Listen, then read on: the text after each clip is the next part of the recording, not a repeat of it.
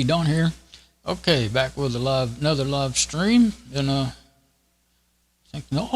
saw it. The last one was November 4th. So and this is December the 9th. So now I forgot what it was on, but this is going to be on. I've got a box over here. I ordered me a. Well, I'll just let you see that here in a minute. And let's see. Okay, let's just get over to the box and we'll open it up, and then I'm going to get it out, hook it up, test it, whatever. I'm going to switch to the right mic so I can get up. Okay, now, and yeah, I'm going to go ahead and use that same camera, and I'm going to make sure it's still in my audio. Okay, now. Okay, I had to make sure that, we're getting the audio up to YouTube.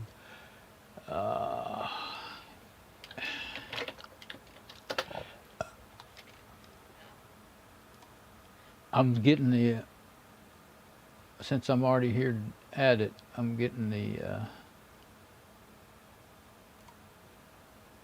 page I want to have up. There we go, but I won't go to it just yet. Okay, now, I am free from the SM58 right now. I don't like being free from it, but because I like it sounds so much better. It is a little more tricky to keep it working right, because you got to stay the right distance, and the old V amp too. It's getting old, and I think that it's just not. The effects aren't or the unit itself probably just not working quite as well as it used to. But I haven't got anything else yet, so it's still working fine. Okay, so I got to get my little knife out. Oh yeah, I got to get my little knife out, but first I got to put the camera on what I'm going to be doing here. So.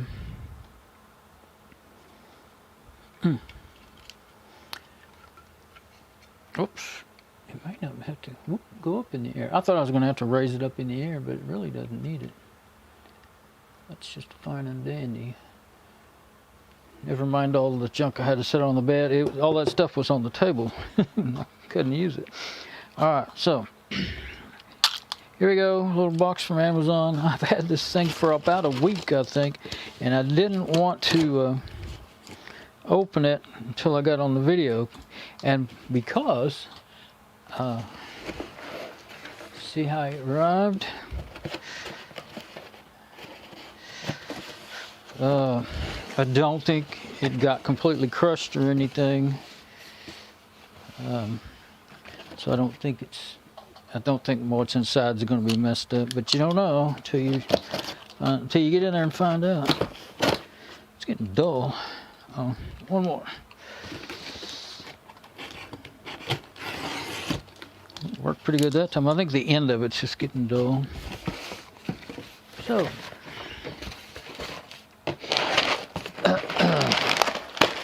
ta-da! My favorite coffee. Oh, that's not really worthy of a video, is it? That just happened to be ordered at the same time. Somebody shot me.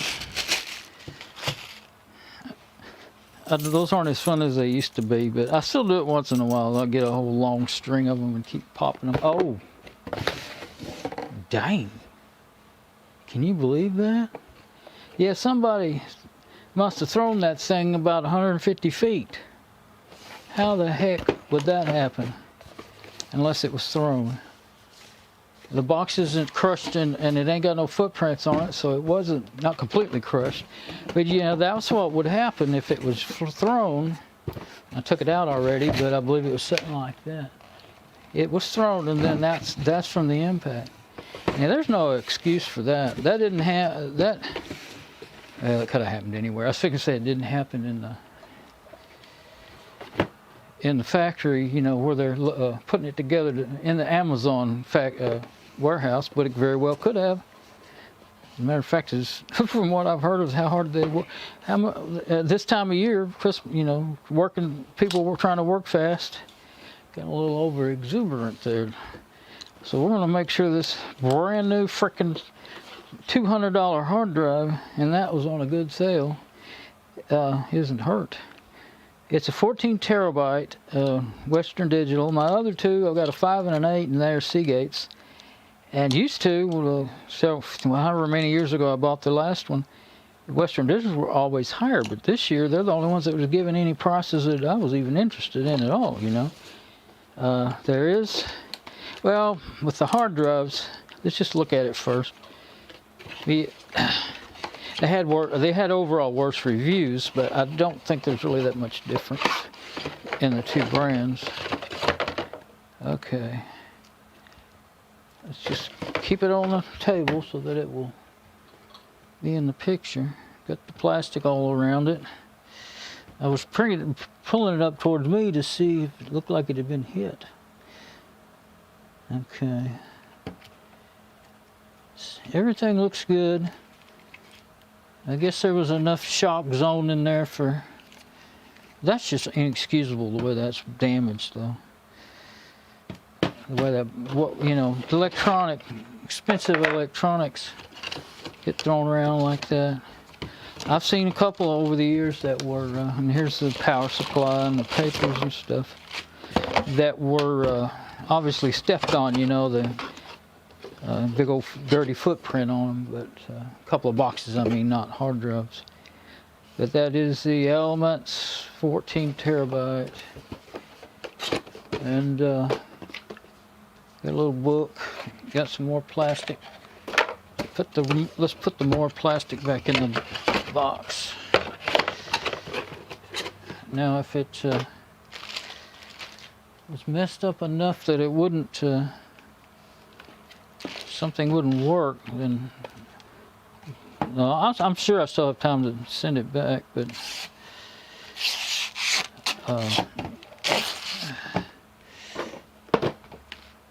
because you get more than a week, but I couldn't believe I never did get it done.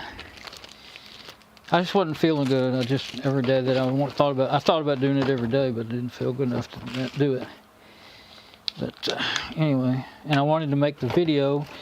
I really just wanted to make the video anyway, but after I saw that box like that, I thought I better not even open the box until I'm ready to make the video. Give me some scissors to open that. I don't want to tear up the packing too much in case there was a need to send it back. But I always do that. Yeah, that won't, you can't get that to open.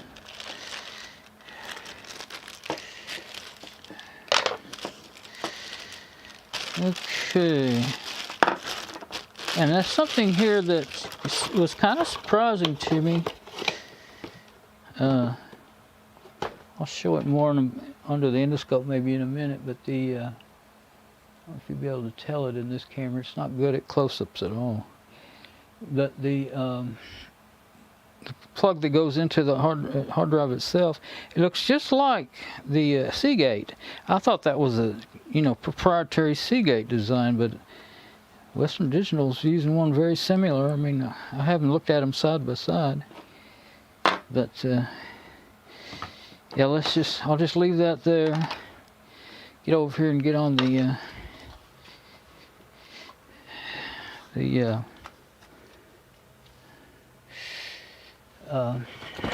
endoscope. I've got it over here on where I can put it on my keyboard tray. Set stuff on my keyboard tray, and I can turn on the endoscope. Now, I guess I'll just turn this back. See my boxes of stuff?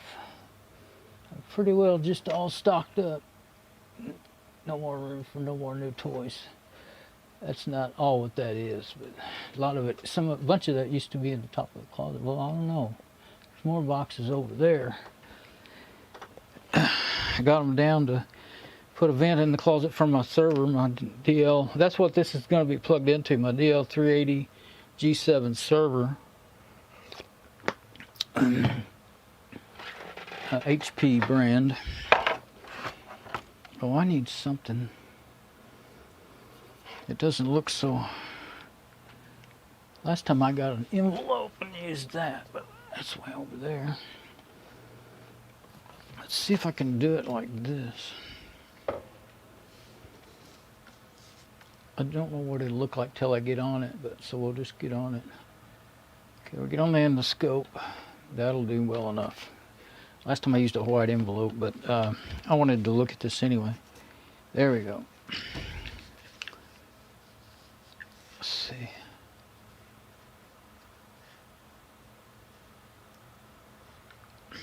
It's not straight to me, but it's getting straight to the camera. That's what's important. Oops, got to get on an angle of the light. Asian Power Devices Inc. APD. Okay, AC adapter. China's Talk. WB18R12. Foo. F-U. Ha! Alright. Input 100 to 240 volt AC. 50-60 hertz. 0.6 amp maximum input. Okay, now output 120 volts. 12 volts. I thought something. 12.0 volt. Can you hear that jet plane? You might not.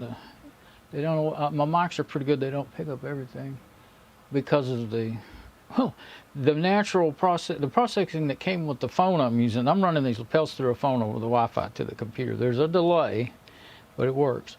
And my SM58, I have a noise gate and a compressor in that V amp I was talking about a while ago. That's what kind of ends up making some noise sometimes. Anyway, output 12 volts. Okay, 1.5 amp, 18 watt. Sure is 18 watts. Okay. Oh, and the center is positive and the outer ring is negative on the connector. These are things you might need to know sometimes on these things, like if one breaks and you need to fix it.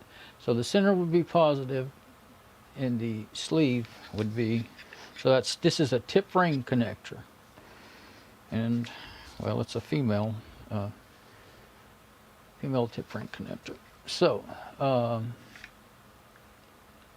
and then there's a little bit more stuff on the bottom. I just wanted to know that much because I can't, it'd take I got my magnifying glasses, but I wouldn't be able to read it with them very well. So since this is already on. So here's the regular connector that you'd plug, the USB that you'd plug into your computer. And here is the I was thinking was proprietary for Seagate, but they look similar. I mean, I bet it's not exactly the same. If this would plug into a Seagate USB, I'd be surprised. I have one up there that's not on. I might try that in a minute. All right. And then,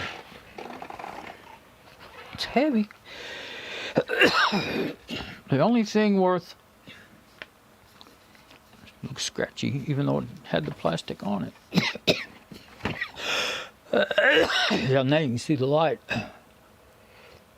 Finally did this. I've thought about it. I don't know how many times. I used to have the endoscope on a tripod, but it was very hard to adjust with it on this light on an arm with springs, you know. And I can just do that. Adjust it any way I want to. Oops, too far. So, my little red background's not the only thing you see it anymore, but that's all right. Okay. Of course, DC, and it says 12 volts. I can barely make that out, but that might be a little better for me. A bunch of symbols and dimbles and bimbles. And that says product of, let's see if I can get in close enough for that to show up. Whoa, hold on.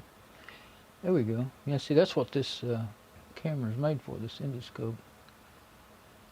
It's only got one focus, but you can get it closer and further to get it into focus. It doesn't adjust, but you can adjust it by moving it. Product of Thailand. I'm not going to read the serial number, but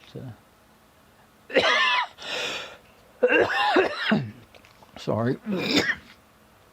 Been a lot of bad allergies last few days. More numbers. WD. More numbers, and let's see. Is that Ici-les Linux FR? Oh, that must be French. Hamilton House, Regent Park, Kingston Road, Letterhead, Kentucky, 22, 7PL, UK. Now, why would you have Kentucky and then, I guess 22 7PL is an address in the UK, and the other one was an address, I don't know what's moving. Oh, it's me, I'm moving, I can't hold still. Okay, well, I can't really fix that. I can't fix my shaky hands. Okay, it looks just kind of wavy on the video, but now you can kind of see those numbers up there better, but they're not anything I'm going to worry about. Oh, there's a power button. Cool. My other ones don't have a button like that. You have to just unplug it, unless it was so blended in that it's there and I never saw it. But I'm talking about Seagates now. But it has vents. Just turn it that way. And on the top too, thought maybe the light would let you see down in there a little bit, but not really. So they go all the way around. Only place where there's not vents is this rounded edge. Oh, and there's the WD Elements logo. Shiny, shiny, shiny plastic. Okay, now I'm going to put I have 3 mouse pads over here, and down under here I have this extra. This is just a cheap desk up here, but I built this out of white oak. I had it left from building my bathroom cabinets years ago, back in 2000. Well, it was 01, I think. But anyway, I needed the extra room. Like sometimes I turn on this wireless mouse. And anyway, it gives me something nice to lay. This supports my arm so I don't get fatigued, and then the pads make it feel better. So you needed to know that. You really did.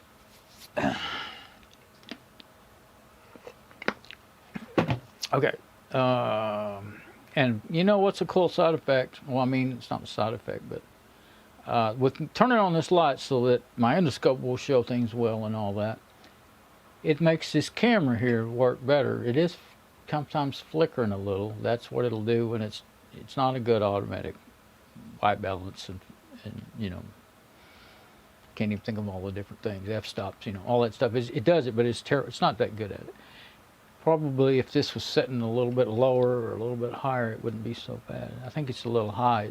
It's getting up into the, no, it's still doing it. I call that, a lot of people call that hunting. It's trying to figure out what it should be doing.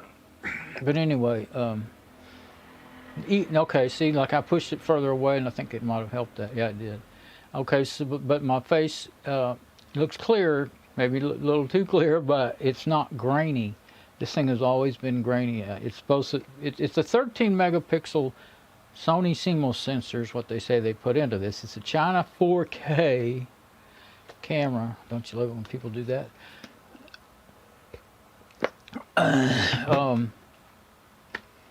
Anyway, I finally realized that if I give it, I just, you know, I didn't want to try to give it more light in here because my eyes are really sensitive to light. But with that pointing down there, unless I look right where it's shining, like it's shining on my mic, chrome mic stand down, that's bad. That bothers me. But anyway, it's okay. I can stand it, and I just finally realized I can make the camera look pretty good. Now, it's not over the USB. It can't do the full resolution that it's capable of. It's doing about 3/4 or a little less of the way to its full resolution. I can't remember the numbers. I'm getting over here. I think I will just turn this camera around. It's on a good spot on the tripod, really. I can kind of get to. I never have really needed to get right here. But, well, not much anyway. What I'm going to do is get right there. And I think I'll do it that way. That's just my multimeter. Let's set it up there. Let's see. Yeah, I can check that. I'm gotta move a couple of things, but let's just do that. And oh, I can't either. Okay, so here's the thing I didn't like about that connector. I'm still talking about the connector. Where's the? Here we are. This thing is in the way. Okay. Don't think I can do any better than that. If I try to zoom in, I think it'll just get too. That's hot glue. The deal. That's one thing I didn't like about it. See how short it is? It's just short. That's how that. See, this is my Seagate 5 terabyte drive. I hot glued it on there because if you just sneeze at it, it would disconnect and you know, break files if anything was being written. This one is an NTFS. I left it as it came. It broke that, or once for sure I know I forgot and turned it off, the power to it. Like I said, there's no switch, but I turned the power off to it while it was being written to one time. But other times it could have, maybe that got wiggled, or who knows, you know, what all could have happened. But that phone's about to be down on the floor. Okay, now I'll just leave everything as it was until I get done with my video. I said, leave everything alone. I can't. I gotta fix it. All right, go ahead. Okay. No, I wasn't talking to myself. Okay. Oh, wow, I should have showed that on the, I meant to, on the endoscope, but exactly who in the history of the world could ever read something that small? I couldn't read that with any magnifying glass I've got. I'll put it back over there for now. But I'm just going to plug it in. Well, I guess I should kind of just look at the manual first. So let's do that. Go back to the endoscope for a second. I meant to do that before I got up. I thought I was forgetting something, but I didn't know what it was. Okay, what I'm going to do is plug it into that USB hub I have there, because all of the, it's plugged into the server, and all of the places are occupied. See, that's why I wanted that red thing. It's that key, that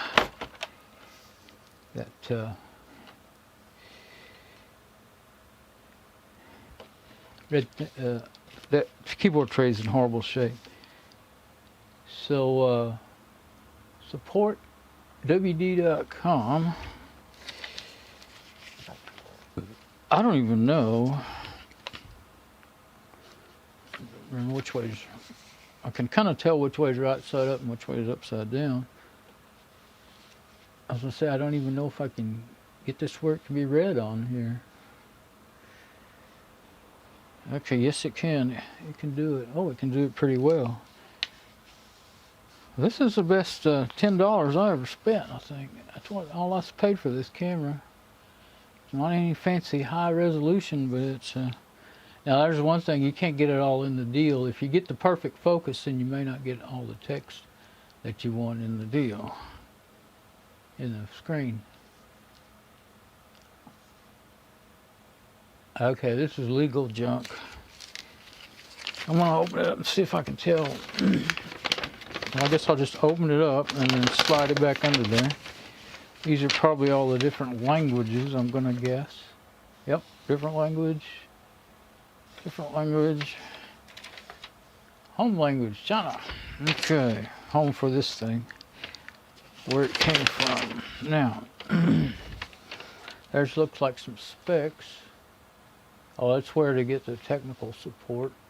So I'm gonna look at that right now. Let's see.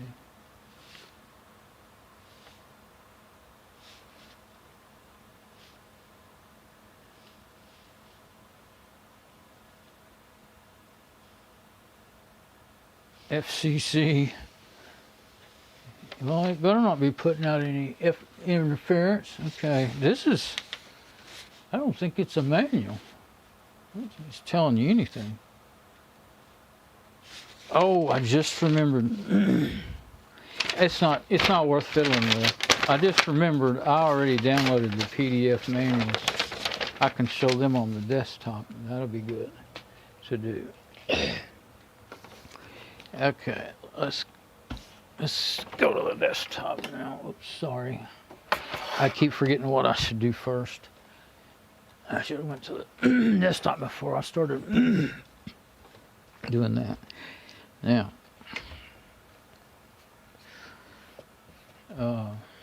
yeah, I've got it ready to get open here. So,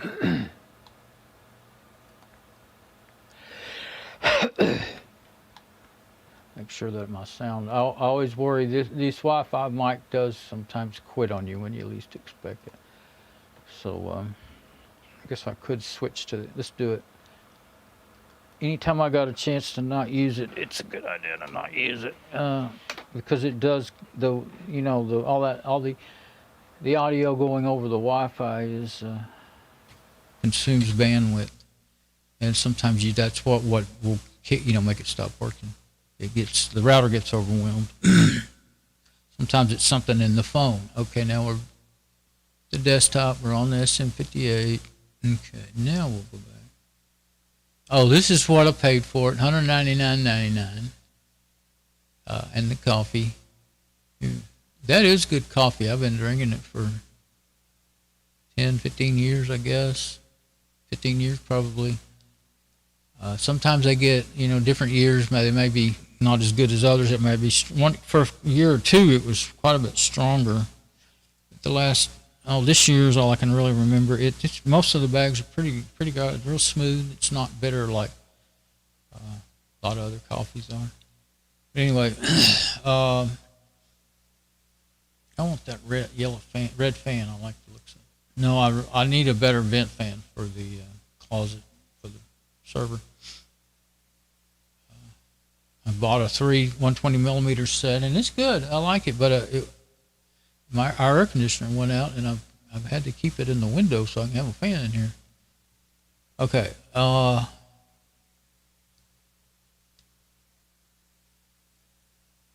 Blank. Here it is. Okay, I've got two files. I'm not sure which one. I think this is just the. Make sure we're on the desktop. Oops. Go back to. Oh, okay.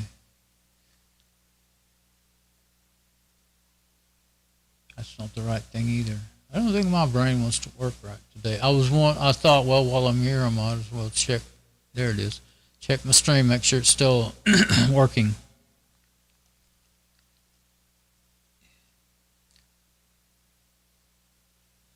Always load slow. I got 200 megabits down and went to analytics. I wish it would just start out right here at Stream Health. Okay, it's healthy, excellent. There it is. I don't think my brain wants. There we go. I don't like to leave it on there because it will end up overworking the machine. I think I'll just close the browser this time. Keep forgetting going back to it. I had to take allergy medicine because I was draining so bad, and now my throat's dry. But it is beginning to quit draining. Okay. So here is the. I think this is just kind of the flyer for it. It'll work. It does. It may not work on a USB 1.0. It just says. Well, they usually just say that anyway. But if you look like deeper into the in the specs, it'll say that it does support 1.0. I still use things that are 1.0 sometimes. Have some old computers and stuff that I would maybe want to, back up on here. But anyway, yeah, they have one that's 18 terabyte, but it was like $450, $500. The only one they were marking down was to get I look at like how much $1 per terabyte. That's what I look at, or that's how I look at it with them. And I don't get down and figure out, with a calculator. I just kind of look at the different glance, look at the different prices and sizes and see what seems to work. Sometimes I guess I have used the calculator a little bit. But anyway, yeah, this is just a flyer. And now we're getting to the other page. Okay, here's some specs, but it's obviously for all of them. Okay, here we go, 14. It won't do it. Anyway, the 14 is the one I've got. USB 3.0 Type A, so they call that Type A. That is, I've never seen. I've seen the Type A's and the standards and looked at them, and I've never seen one with a double pinch connector like that's got. I did show that, didn't I? I don't know if I actually showed it this end for more than a second. Let's see if I can do it.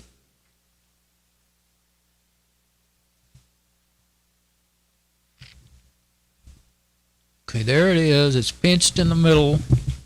It's very short. It won't stay in. It's just like now. This is the Western Digital, but it looks just like the WD. I mean,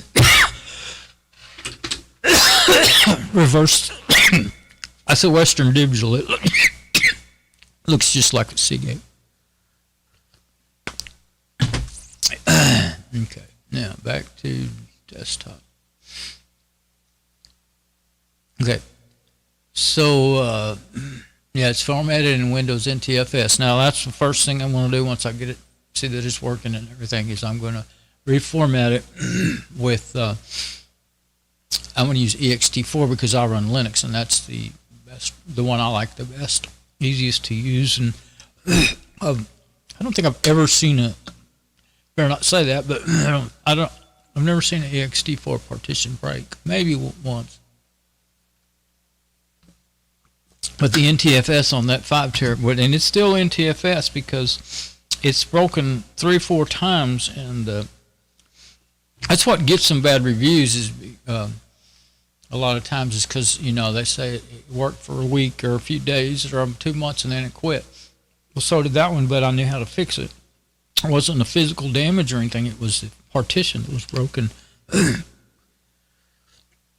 And you can now, if you're running Windows, you don't want to use Ext, or you got to make sure you use one that Windows can read, and it can't read that unless you find out there used to be some programs that would read Ext2 and 3, but I haven't even looked in years, so I don't have a machine that's running Windows. So okay, I'm getting to that point where now that my throat's dry and I'm talking, I'm getting those uncontrollable coughs. I am still having all of a sudden the drainage came back. So anyway, I'm going to get a cough drop. So you can read that for a minute. I want to try to get this cough drop out of here. You done? Good. I'm done. Okay, so there's not much on that. The other one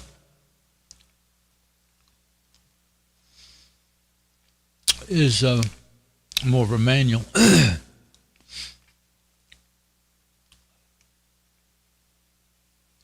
See, that's too small to read. Let's see if it won't zoom in anymore either. I don't know if something's gone. Usually all I have to do is just hit Control Plus when the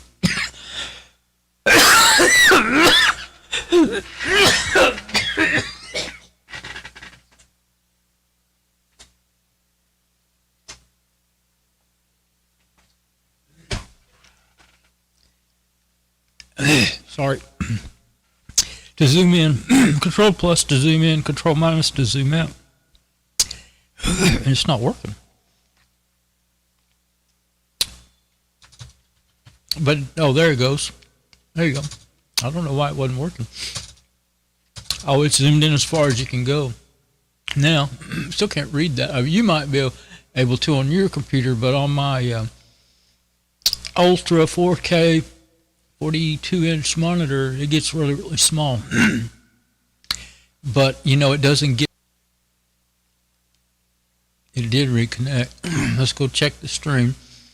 I'll end up having to upload this video now. I don't know why it would disconnect.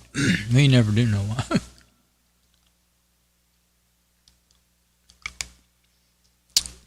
Just goes to show you, it's always something. Right when you think everything's working, it's been working, you know, it should be all right. Boom, it quits working.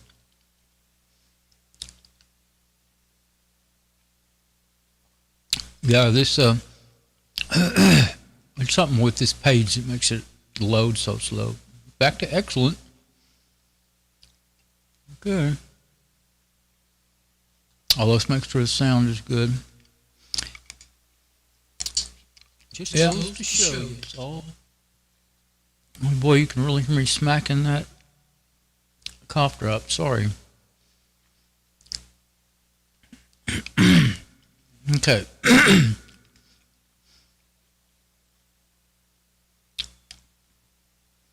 Of course, here's the pictures of how to plug it up. You know, if you didn't know already. And I made sure I looked at this part with the Seagates when I got them, but oh, and in Macintosh, you have to reformat them to whatever. I don't even know what. I've never had a Mac, so I don't know what file system they use, but I know it's different. So don't think there's really anything that I want to get into reading on any of that. But there it all is, and I believe I downloaded it from the Amazon page where I ordered it. I think sometimes they put a link to this stuff. I'm going to go ahead and close it because, yeah, it's got all kinds of stuff that you can read for hours if you want to, but we just want to plug it in. Okay, there's my video that I'm making. I always like to be able to see if it's still working. You see, like I'm going to end up probably uploading it unless it doesn't really make much difference, you know, when I watch the video back. The work. Shit.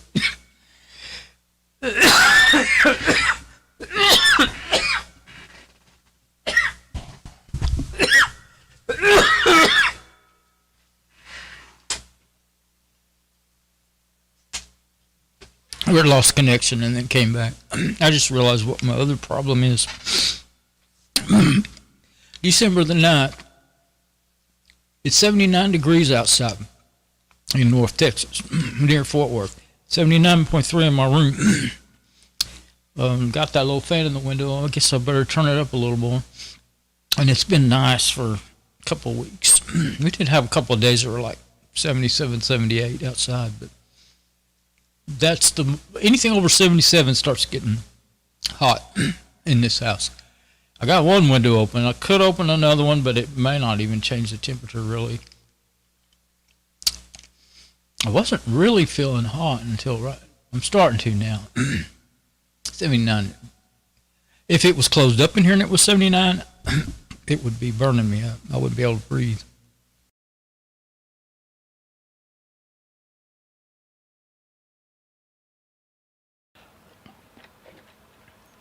Didn't get the mic on. Well, I was switching mics. Okay. So,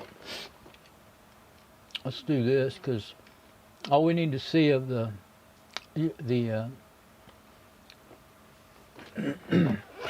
plug-in thingy is just where you plug it in. Let's see. Yeah, I've got all my USBs on the server full, but this one goes to the server. Of course, it won't be, I'm not going to do speed tests or anything. It wouldn't be as fast as it could be because this is going through a 15 or more foot cable. It's got about, it doesn't have a very long cable on it, about 3 to 5 feet.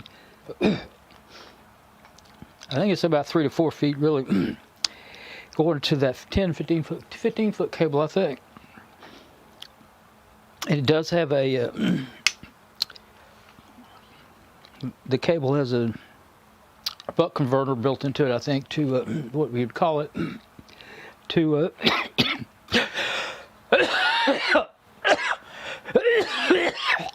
keep the voltage from dropping too much.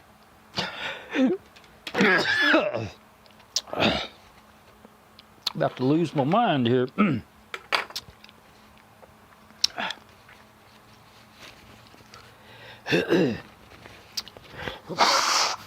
Yeah, if I'd felt up to doing this video these cool days, would have been a lot better. I don't think I'd have been, well, I can't say I wouldn't have been coughing. The allergies have been bad. But if I try to wait for when I'm not going to cough, then I would never do it.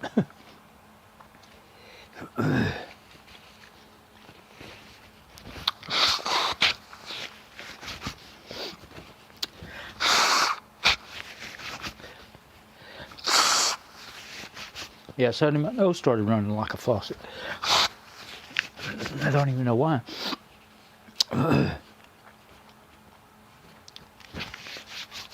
Let me turn the fan up over there in the window.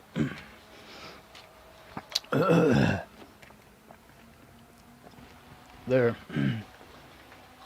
Yeah, when I turn it up that high, I can hear it real good. I don't think it'll get into the video, but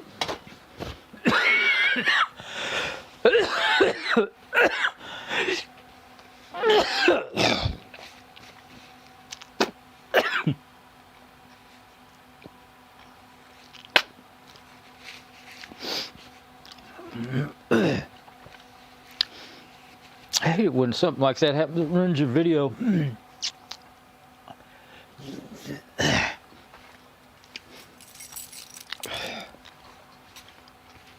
Not done yet.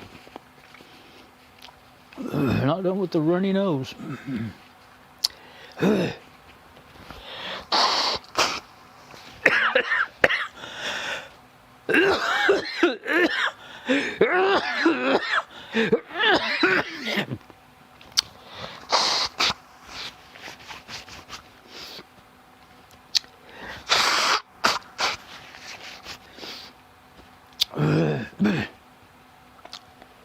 Yeah, when you're doing it live, you get what you get. You get the bad and the ugly.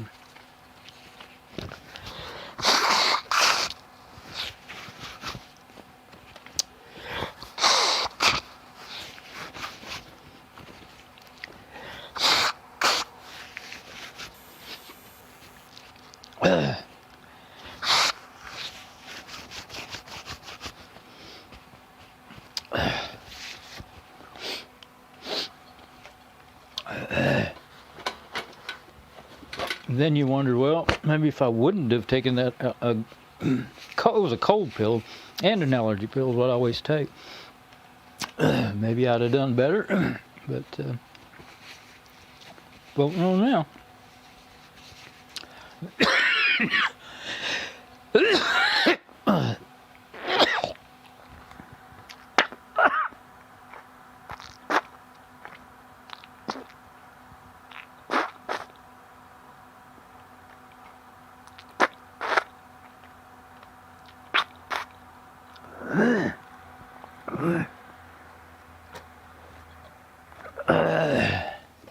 And these lapels are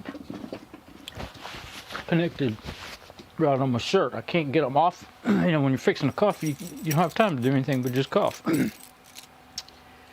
This is turning out to be the worst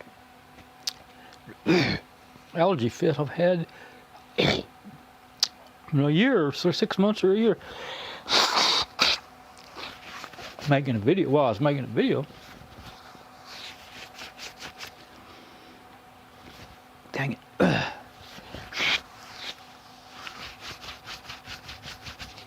If I'd have known that was going to happen, I could have at least switched to my background music or something, but that's always weird and bad. That's right. If you do that, then people will just say, oh, I guess I'm not going to, you know, I'm done. They think I'm done or they're done or whatever, you know. So, can't even get nowhere. Getting beside myself. Don't hardly know what I'm supposed to be doing.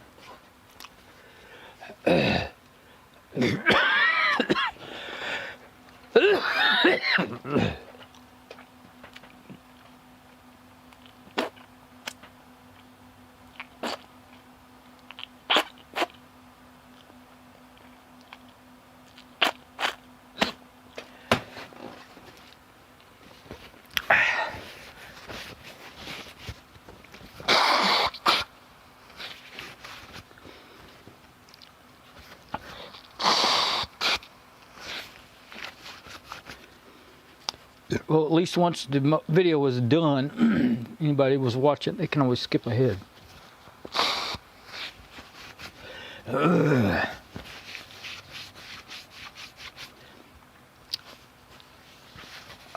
Okay.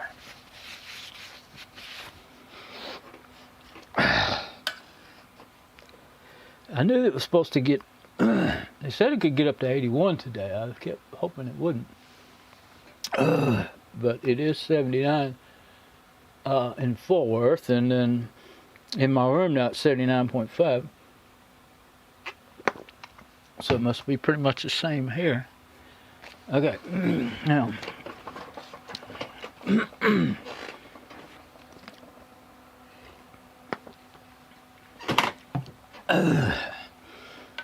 So what I'm going to do, yeah, I'll go ahead and plug it in here, I think. Yeah, you know, I think you need to plug in the cables and then, you know, the USB cable and then do the power. But I'm going to plug this in. That's the power. And then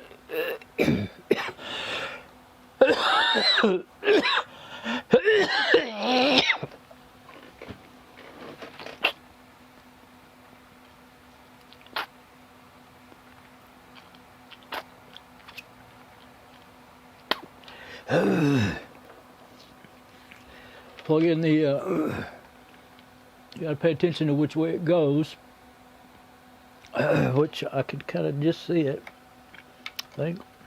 Yeah, there we go. Oh yeah, that'll come out in a heartbeat. See, even just wiggling it could cause it to disconnect on the Seagate, so I bet it'll do that on here. Normally I leave them setting up like that.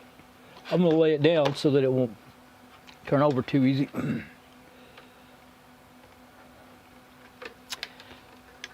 Kind of a stiff cable. Now I'm going to plug it in.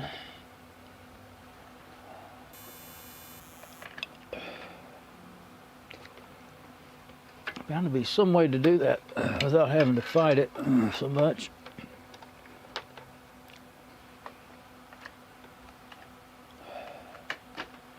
Okay.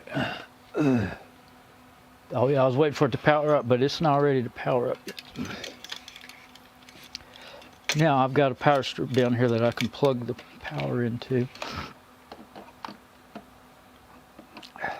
Now it should power up. I thought maybe we'd see a light or something come on.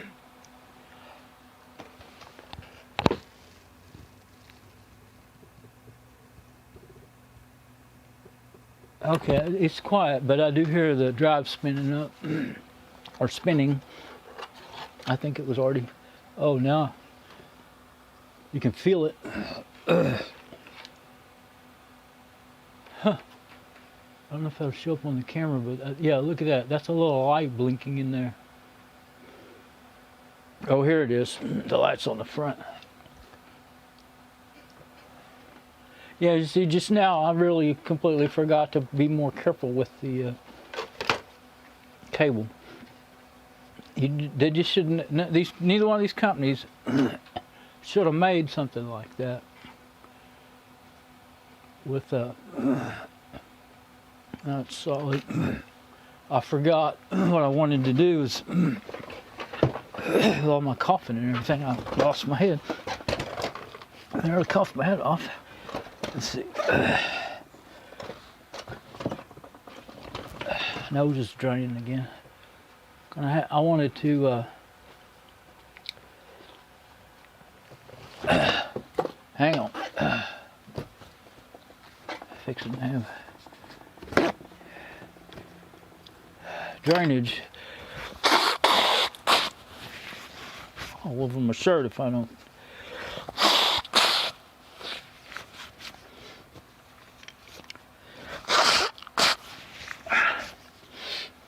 Did you ever watch, what's the name of that? The guy that took over for Stargate is, you know, kind of the main guy. He had a show, Farscape. I'm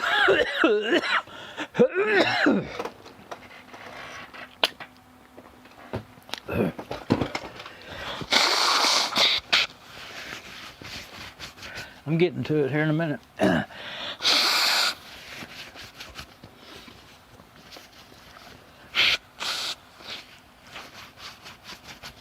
Can't think of anybody's name. I did know their names, but Richard Dean Anderson was the captain,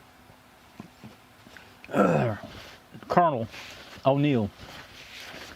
And then now the guy from Farscape, he wasn't playing Colonel O'Neill, he was playing as somebody else, you know. But anyway, he took over in that spot. And on Farscape, it was a cool show. I really got still have never seen one like it. Made in Australia, and they had people and puppets, and it was believable and it was well done. And they and the people would him and another girl, dark-haired girl. You know, they had a love-hate relationship going on, but he loved her and she hated him. But I think she loved him in the end. But she was just playing hard to get. But anyway, all the rest of them wore this wild makeup, you know. They were aliens to us Earthlings. And there was one episode where they had said they'd called in the doctor for him because there was something wrong with him. Went to a planet somewhere, get one of the best doctor ever. Now I'm blowing the dust off my glasses. It's just another thing that sounds terrible on the mic, doesn't it? And okay, the guy's nose was running. He was all in a character, you know, made up and everything, but his nose was constantly running. I don't know how they did it because it really had something dripping off his nose, and it never quit. And he kept looking. And they had brought him in to see him, and that guy, the character, was just talking to him, asking him a few questions. He wasn't saying too much. I think he was talking in a alien language or something too. And he didn't understand it, but the others did, or one of the others did. And he was like, God, what is this guy, you know? And one of them, I think it was the black-haired girl, scolded him and said, this is the finest doctor, you know, in this galaxy or whatever. And you're being disrespectful. And he got some of that drippings off his nose and put it on his eyes or whatever. I don't know what was wrong with him, but it made him well. So that's all this is. You know, it's just trying to make me well. Something in my body that's not good for it, and my body's trying to get rid of it.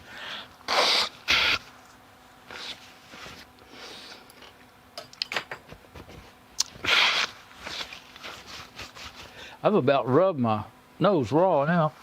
I like Bounty paper towels, but for 30 years or more, I've been carrying them in my pocket for, like, you know, handkerchiefs. And I still use them because I haven't seen anything any better, but for at least the last 20 years, they're making them out of sandpaper. They used to be very absorbent, strong, plenty strong, and softer than a Kleenex. Of course, I can't use a Kleenex. I blow straight through it the first time, every time. Always have. But, okay, so there's my story. Okay, so this thing is, I'll just go straight to the desktop. I was going to show them both at the same time. The desktop and I forgot. So we'll go to the desktop now.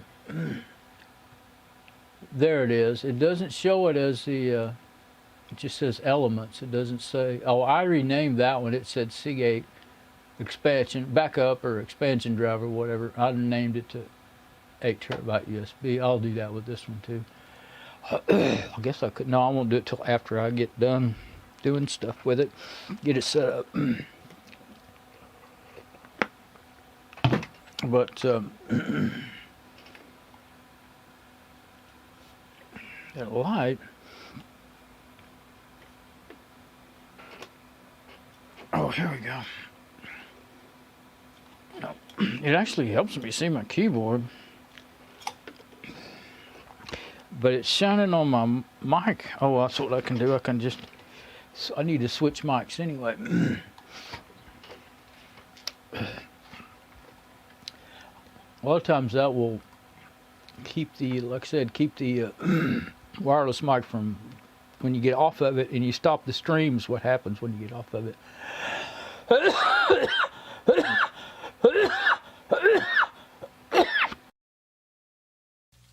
That's how I have it set up in OBS Studio. And so that gives the Wi-Fi a break. And I think it also helps, I think it causes the cache to clear in the computer or in OBS or wherever the cache is stored. Okay, so now we're back on the SM58. And so there it is, elements right there. So I still have this already open anyway, so you should be able to just go right to it. But like I said, it's an NTFS. Where is it?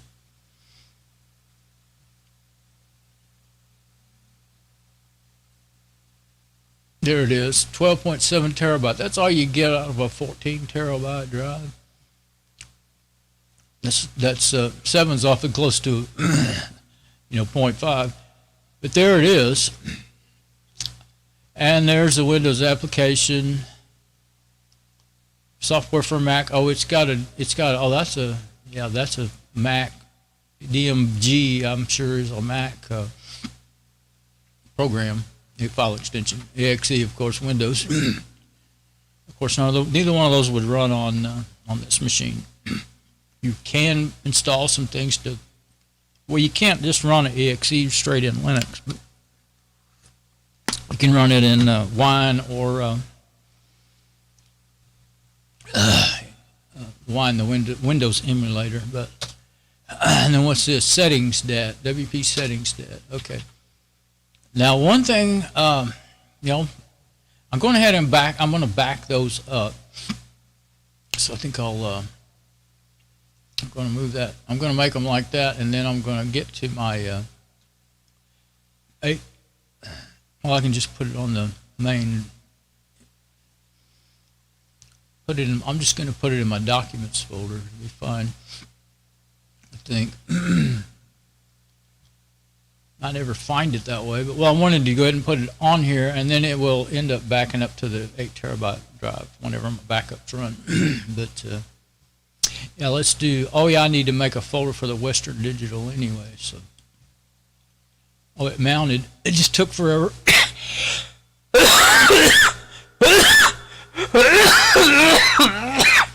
It's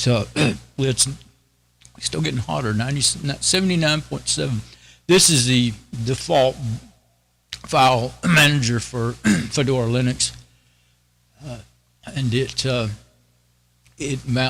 takes forever to do things. It's how long it took. KJ, and it also acts up. I don't like that Windows style file manager anyway.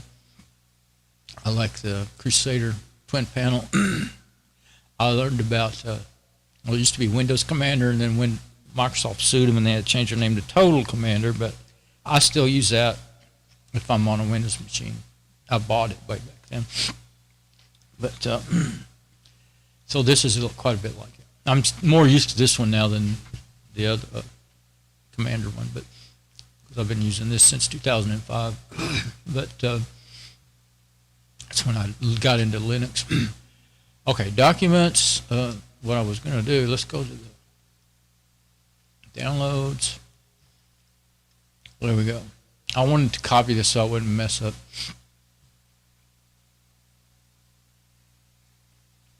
WD, I really want to call it Western Digital.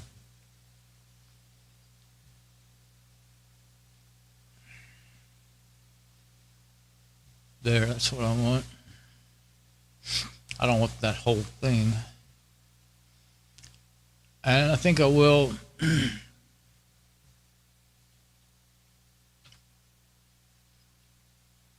Documents is not really where I usually put that stuff. Let's put it in downloads. Yeah, it would make more sense. Make folder, our directory.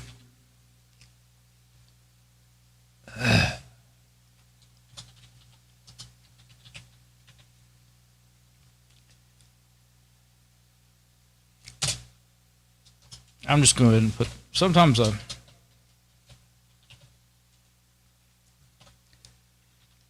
Western Digital, I'm going to take the WD part out of there. I don't need that. 14, I don't want to take the 1 out of there. Western DL380 I like to copy and paste because I always misspell things. I'll leave it like that. I was debating about whether I should, you know, just leave spaces or do it like that with the dashes. But Western Digital. Pretty sure that's right. If it's wrong, I can fix it.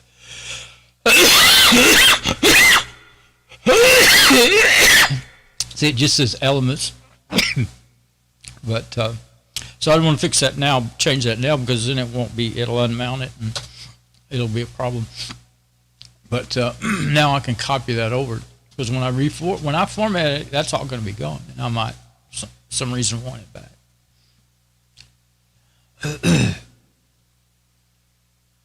Okay. Now, but yeah, this is fixing to get reformatted, so that will erase everything on it.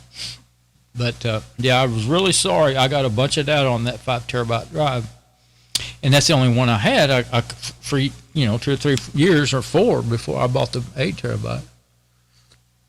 So I couldn't change it from NTFS to Ext4, 3 or 4, whatever I wanted at the time. Now, so I just got stuck that way. And then when I bought the 8 terabyte drive, I ended up making them, for a while I made them mirrors of each other. I don't know why I didn't go ahead and do it then. There's some reason why I didn't. I don't remember now. Probably just because it would have took so long to copy, you know, 3.5 terabyte of data. But, let's see what I want. I'm in the wrong, going to the wrong place. No, you do not want to delete it. I tried to hit enter, and I hit enter and delete at the same time. Luckily, yeah, always tell it to ask you if you really want to do that, because Crusader can just delete them instantly without asking, and then you really have a headache. Yeah, I was just trying to hit enter to go in there. Okay. Here's what I'm wanting to do. There we go.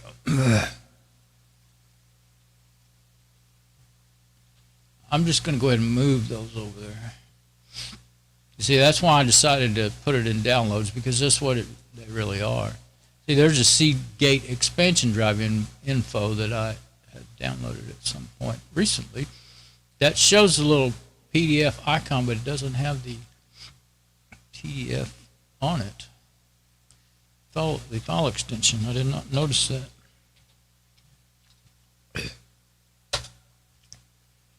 Now it does. Some applications can't open them up if they don't have the extension. Yeah, it's basically the same as far as the connectors and stuff. I don't know which one that was for.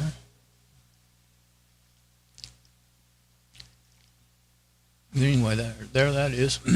I just didn't realize it was right there next to it. Okay.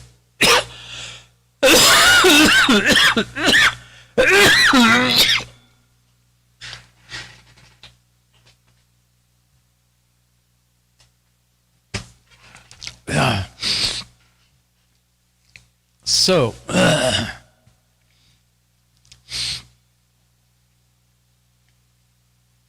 yeah, and I'm going to do some formatting, so since I already have it mounted in here, I'm going to need to close that program so it'll let go of it. It'll hold on to it if you don't. Now, let's get our camera back up. And I'm going to go over there to the closet and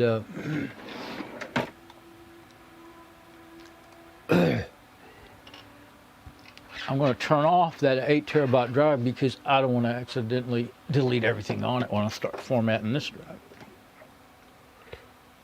Sometimes it can be a bit of a pain. You might even have to reboot to get it to show back up, but it'd be well worth it not losing anything. Yeah, and I wouldn't wiggle these cables while you're doing formatting and stuff. You could end up, I don't know if it'd brick it, but it could really give you a headache. But, okay, let's get this. I'm not going to get a handheld. Well, I could. Yeah, I will.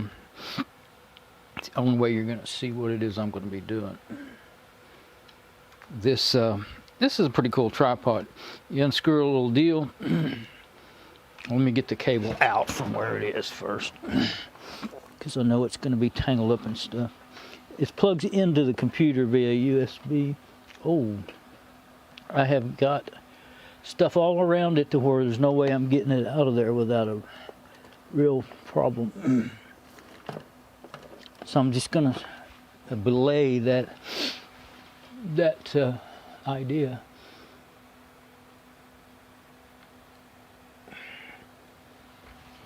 I need to tighten that thing back up. It's letting it turn too easy. Oops, that's too tight.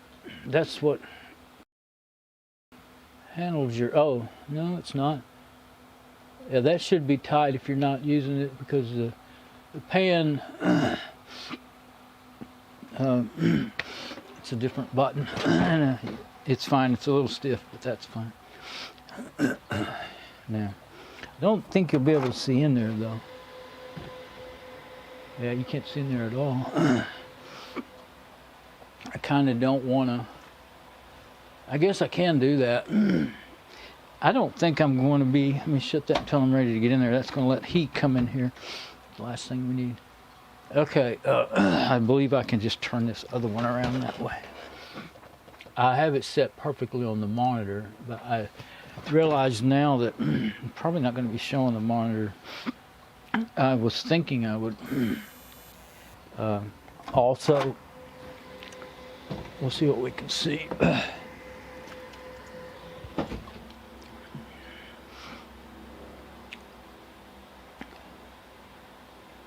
It's frozen up, and that's special. Yeah, it's either so far behind or it's frozen up completely. Well, I think I saw my shoulder. It's just way behind. That one is, this particular camera keeps doing that. There it goes.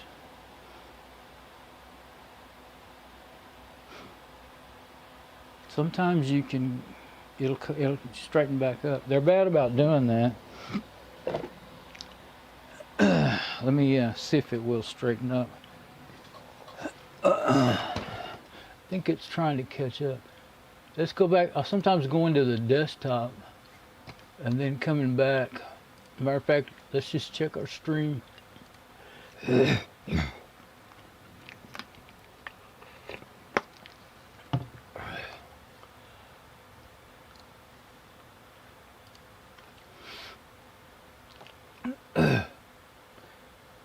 I don't leave this stuff open all the time because even though this is got two 6-core processors and 64 gig of RAM, it will still be a little, it won't shut this, make this thing, it just lags. It won't, it'll make it, the fans go real hard and it'll work hard and make more heat noise. And so, okay, so that seems good.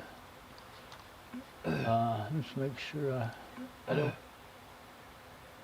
Yeah, okay, now I see what I'm doing here, so. All right. And I heard Sam, heard me grunting, so all's good. All right, now, let's see if this thing will actually catch right back up. I did strictly with these, yeah, okay, it's good again. Okay, with 2 cameras for video and phones for video and 1 for audio. I did it for years, but it's not always the best thing, really. Okay, I think that's enough to give you the idea. You can't see. What I'm going to do is, all I'm going to do right now is unplug the, it's plugged into the back of the server, so it's really hard to get to. I have to actually twist the server around to, was definitely to get it back in there. You know, I can get it out maybe, but I couldn't get it back in. But I was going to say, you can't see the drive lights, but there's one that's yellow and it's not using it. And so I already had one go bad, and I took it out of the last one and put it in that spot. And it was a different spot because I looked back at my old videos. So I got to do that. But I'm not even going to do that today because all this coughing, I'm getting tired. I got up at like 1 o'clock in the morning. I've been up a long time now.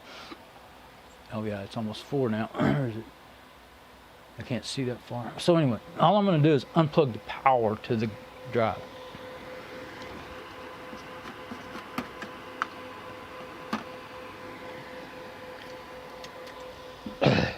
All that just for that. Okay, so just to do that. But you know, when you're making videos, if you just say I'm going to do something, and if somebody's trying to understand how things work, sometimes they don't know what you're talking about. So I like to show up as much as I can. Yeah, this is what I didn't want. Why I didn't want to move it. The reason I did all this though, setting it up like that, was because I thought I was going to be rebooting the machine when first I was just going to hot swap it, but then it probably wouldn't try to fix the data. Every time it boots up, it says it's going to try to fix the data, but it can't because it's not going to use that drive. The other one turned red and it would not talk to it at all anymore. This one's still yellow. But and that's why I decided to go ahead and buy this big drive, because my original plan had been to let's go ahead and get you around the corner here. The original plan when I got the server, I'd watched a lot of Morton, my Playhouse channel. He's where I learned most everything I know about servers. And anyway, he was buying these kind of, these backup USB backup drives with different. I think he bought different brands. He just kind of just got what was on best price, but. You take them out of the case. They call it somebody that was watching his channel called it shuck. They said they call it shucking the hard drive, and he didn't. I think he lives in Denmark, and he speaks really good English now. When I first started watching his channel 3 or 4 years ago, I guess he was a little hard to understand, but now I don't ever think about it anymore. But anyway, except for sometimes he has trouble pronouncing things that most. I'm used to. I can't say forever American, but did something today. I was watching the video, but anyway, he called it. He was calling it chucking. He finally decided it was called chucking, and of course, chucking is throwing something. So that, of course, was obviously didn't make sense. But I don't think he was familiar with shucking or shucking sh or chucking ch. So I probably don't say it the way, people in other parts of America would say it. Probably doesn't sound right to them. Anyway, that's how that goes. What was my point? Okay, so that was my plan, is to buy some hard drives, and I was that very first 5 terabyte. I was thinking, okay, I'm gonna chuck this thing. I'm gonna chuck it, and I'm gonna make it be my main drive, or make it be my backup drive. Is what I was gonna do. But then I had done some research. It took, from the time I started playing it to the time I did it was probably a couple of years. And by the time I got the drives in the server, I got the drive way before I got the server, and I already had it filled. I had a whole bunch of data on it, from backing it up from my regular Lenovo machine I was using as my little. It's one of those miniature ones, that. They generally they use them in offices. They call them enterprise, but it's really just a laptop in a box is all it is. But anyway, it has laptop memory and not much of a processor. It's an i5, but it's not a fast processor. And you know, it only has a VGA output. It didn't have anything, but it was given to me, and it served me for 4 or 5 years. So anyway,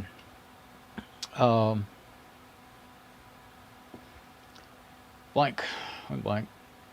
The shucking. Oh, I finally found out that, and just recently I ran into. I find out sometimes more good information by reading the reviews on Amazon. That's where I bought this. People will give you some good tips, you know, and you can go and look it up and figure out, yeah, they're right. But I just saw some. It wasn't Morton. It was somebody else that I was watching, or maybe I was reading it. I can't remember now. But just recently, so yeah, it was a video, and it was explaining.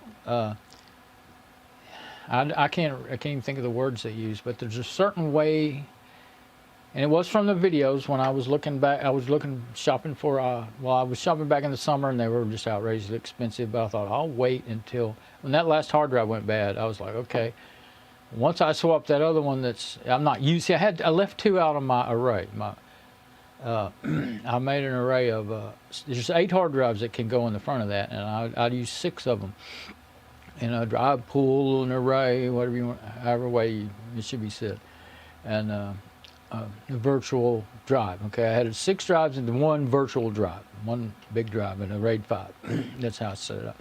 I left the other 2, and at first I didn't do anything with them. They were just, you know, not formatted. But then I decided, you know what, I could use those.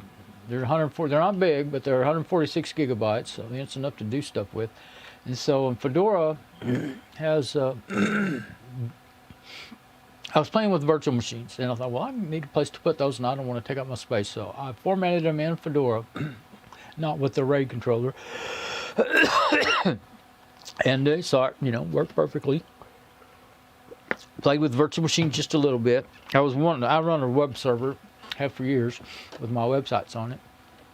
I used to run it on old desktops. Now it's running on an old laptop because the desktops, I didn't want to spend money on them, like the fans would go bad or this or that or the other. And I don't really like doing it on a laptop. It's too hard on them. It makes the power supplies wear. I've already wore out the power supply on one, an Acer. That's a Dell I got up there now.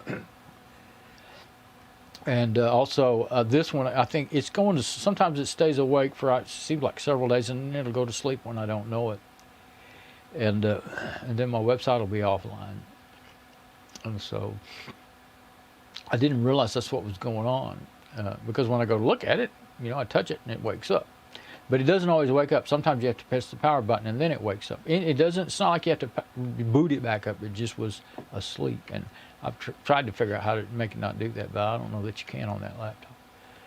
See, they're made to save power, And they also don't have in the BIOS, desktops always have where you can tell it what state, like if the power lost, like if your power goes out in your house, when it comes back on, what do we want it to do? Go back like it was, stay off, go back on. Or you can just set it to always go back on, and then when the power comes back, your server, your routers and your modems come back up, and your server comes back up. That works really well.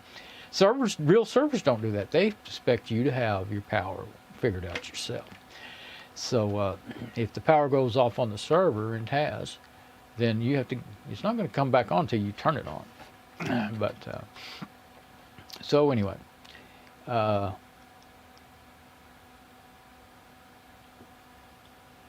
getting all off one side and down the other. Okay, the drives, they're saying that most of these USB backup drives are a particular kind of drive that it ends up writing really slowly. They're not meant for fast access. They're meant to back up a lot of data, and I don't think the read speeds are slow necessarily. There's a particular way. I wish I knew what that was. I've got it in a link somewhere, but it'd take forever to find it. Anyway, they write really slowly, so that's fine for backing up. You're not going to notice it. It's just running in the background. But if you put it as your hard drive for your operating system, you're going to notice it, and it's probably going to be pretty poor performance. Well, these SAS drives, that's what the server came with 8 SAS drives. They're fast. They're the fastest spinning hard drive you can get. and so I decided I'm going to use them. Well, they may. I think they're. I won't be able to argue the point between that and SSDs. I don't pay enough attention to the exact specs of everything. I don't have an SSD. I've never owned one. I've seen lots of. Morton loves those things. He always runs speed testing, them next to the drives, and different brands of drives are different speeds, even within the SAS drives, different ages, of course. The older they are, the slower they would be compared to the newer ones. This server and those drives were made in 2011. So, they're not the newest thing. But when they started going, when the first one went bad, and now when this one went bad, I started looking for replacement drives, and with everything going skyrocketed in price, I wasn't going to pay those. I did find some 1.46 gigabyte SAS drives for $15 on a site that I had bought some fans for. I didn't use them. I just bought some backup fans for the server in case they went out. They were $2, and back then a year or so ago they were free shipping to $2. I bought 2 fans.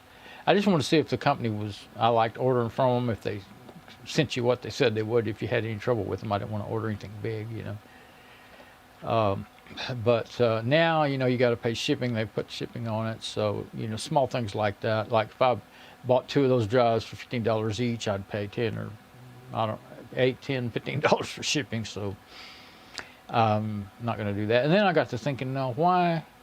I got to think about my original plan. I thought, well, just for backing up, my whole idea was to put 2, at the time, like 8, I thought maybe 10, but I don't think they even had 14 terabyte drives available at that time. I know they had 10, maybe some 12s, but anyway, I thought I'll put 2 of them in there and make a RAID 5 out of those 2 drives, and then I'll have a redundant backup. But that was costly back then, and now it's even more costly. So I'm gonna just stick with my 5 terabyte. It started filling up, so I couldn't keep on mirroring it with the 8 terabyte. Once I got my server, I just left the 5 terabyte on my old desktop so it could still be backed up. And then the server has the 8 terabyte as the backup drive, just on the USB. It's got 1.5. I think it's still got about 2 terabytes left. And so I was getting to where I was going to need some more backup space. So now I've got the 14 or 13.7 terabytes of backup. And I think since I don't have a lot of USBs, I may, I'll plug them in. I'll plug this in, and I think I don't know. I was thinking I would copy everything on the 8 terabyte to this one, and then it would be free for me to do anything I wanted with it. But now I'm just thinking, I think I better just leave it as is. If it's not plugged in, it can't get damaged by lightning or anything. I mean, I've got protective power strips and everything, but they're supposed to protect from that. But crazy things can happen. So I may just, once I get it set up and everything, I'm going to do it today because I'm getting tired. My throat's, I won't do it in this video. But I think what I may do is just unplug that 8 terabyte and plug this one in as my main. That'll be my new backup drive. And then if I need anything off of that, I can just plug it in. I can plug it in, right here to this USB hub, and even though it'll be a little bit slower if I need to get a file off of it, I won't be getting 7 terabytes of data off of it. I'll just be getting maybe 5 or 10 gigabytes, but nothing. I wouldn't be doing a whole lot of files at once. So let's go to the desktop again. What am I talking on? Oh, okay, I'm on the wireless. Okay, let's get more comfortable. Get back to the other mic. Okay, now we're on the desktop, and let's see. You can tell that you do have a connection here on. It says you're live, and if you've dropped in frames or not dropping frames. How long I've been going? 1 hour and 25 minutes. The CPU usage and the frames per second, and then the kilobits per second. It's doing okay. Oh yeah, 6,200 kilobits per second. That's pretty good. And this is in it's being streamed in 4K. So when I first started doing that, I was having trouble with caching and stuff. I figured out I had to raise that up a little bit, but I only have 10 up and have 200 down, but I only have 10 up. So I think that's 6 gigabits. So that's using a big chunk of my internet upload speed right there. Okay, so the drive, it's plugged in, but see now the 8 terabytes gone. It was under there. Okay, so now let's see. I'm gonna just show you what I got. Let's see. Disk. Okay, disk management, mount and unmount file systems. Don't want that. Disk manage drives and media. I don't think that's the one I want either. Disk scrubber. I don't know why I got that on there. I think I got that in a group install. I don't want to scrub any disk. Disk usage analyzer. Now see, that would that's just the space. It's not the speed or anything like that. But well, there it is, 14 terabyte available, and of course it says 14. Now that program's a line program because we know we don't actually have 14 terabytes. You'll notice the difference between programs. I don't remember ever seeing that before. And of course the 8 terabytes unplugged. So okay. Now, that's not the one I usually use. There's another one where you can just dive really deep into I don't think it is. It didn't look like it. I haven't looked at it in a long time. Test disk. That is a really good program for recovering lost partitions and stuff. I've used it for years. It's a command line program, but it's got I guess you could call it it's not really a wizard like next. It's text and then hit one or hit this or hit that to do what you want to do. It tells you basically, if you know anything about, you have to understand, you have to know about formatting, and I guess you really kind of have to pretty well know about drives and partitions and file systems and stuff to get through it. But anyway, securely erase this. There's another one. Yeah, I installed a bunch of groups in here. Okay, so yeah, that's disk does not find. Oh, that's weird. It went away. I just went all the way up with. I don't even know how to make it quit doing that with the keyboard.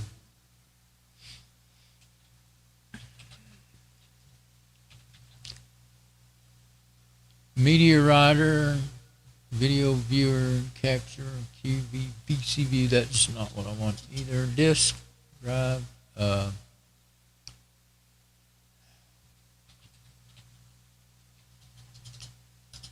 I keep hitting the wrong thing. Now I got some other crazy thing going on in there. Keep hitting the wrong keys.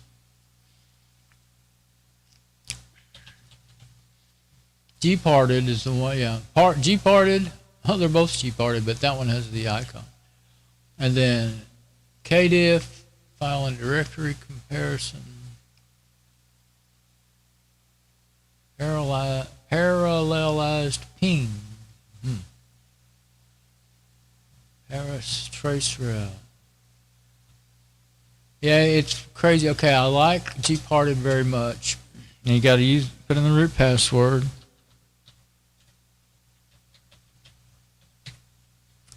I think I remember it. I haven't been doing things where I need to type it in for quite a while.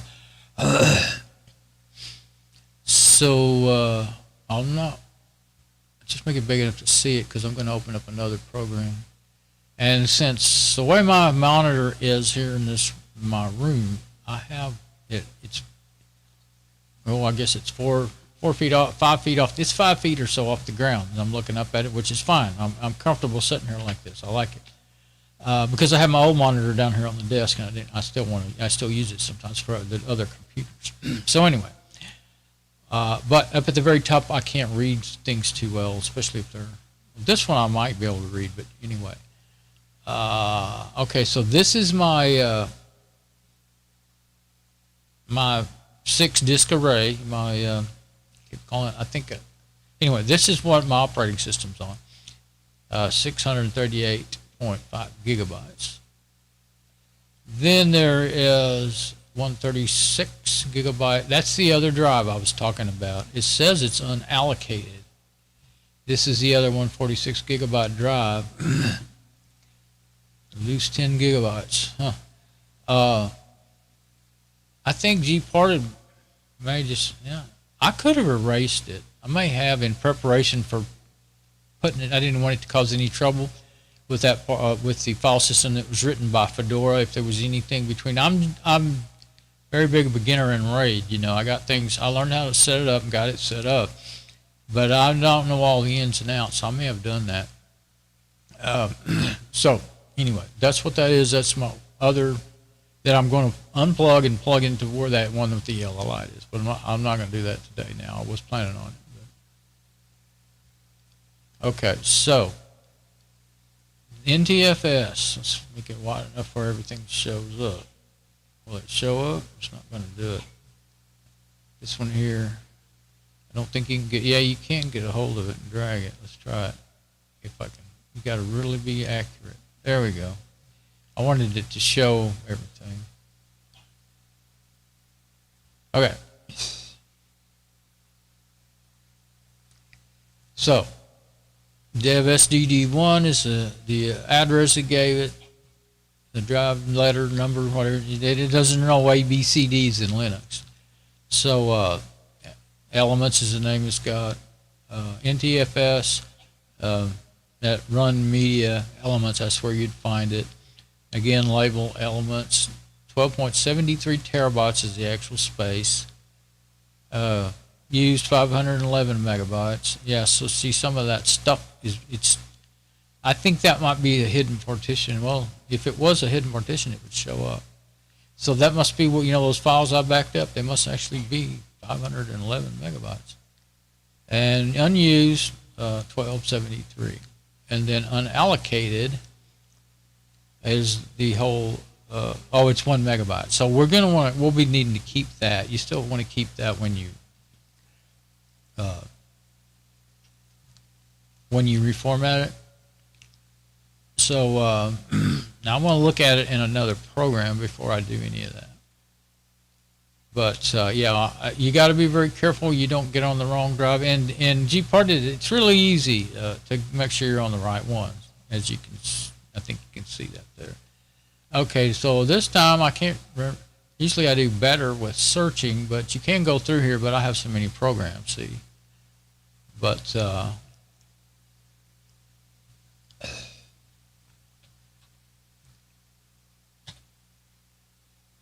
I'm hitting the keyboard keys on the keyboard. Try to get it to.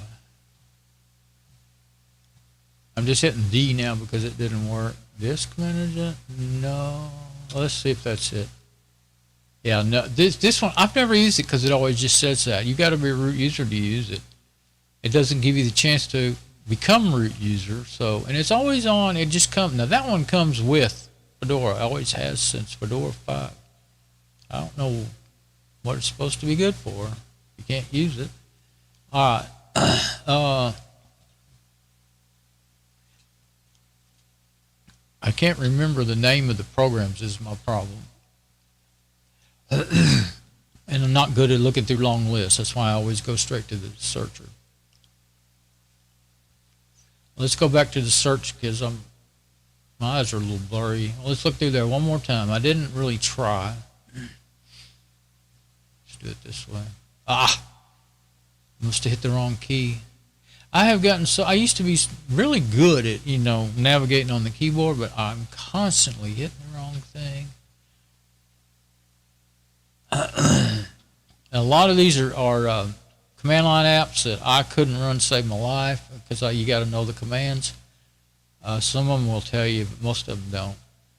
I installed a bunch of groups on here, and I got all kinds of crazy things. I knew better, but I did it anyway. I was exploring, and I'm talking and not looking. And sometimes these programs get put in different folders, different areas, and I don't remember it. from version to version, from year to year.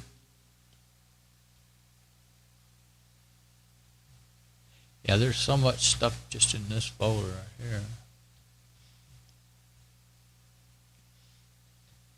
I call it a folder because it is really how it's done. I mean, I know they call it something else, but yeah, I installed a security group, and that's where I got a whole bunch of this command line apps. But also, I couldn't remember the name of some of the GUI apps I wanted, and that was the quickest way I knew to get the ones I wanted.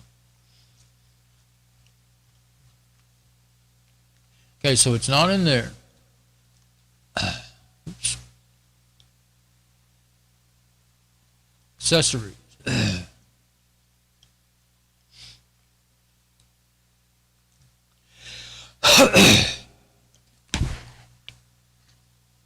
See, the coughing is finally, my throat's sore as it can be, but the coughing, for all that coughing and everything, but I'm not going nuts anymore. Finally quit. It's also dry. I don't sit around talking much, you know, when I'm on the computer. I mumble to myself, but I don't talk out loud. And so it's funny when you don't do that, you don't talk much, your voice gets hoarse and your throat hurts really quickly, but all that coughing's why it hurts. I'm sure, because usually I get like 3 or 4 hours before I get like this, but my throat's pretty sore just from all that coughing.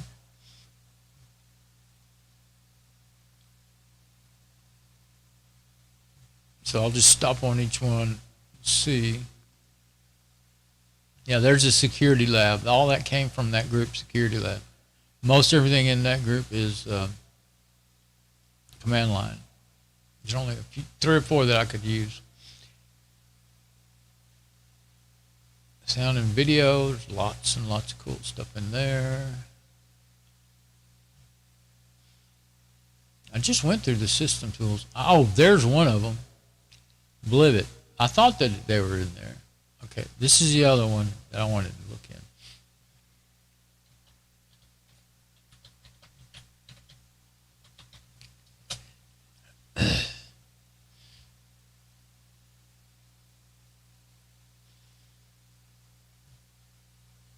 Normally I like to make every program I use completely full screen, but this screen is so big, it really makes it kind of hard to use.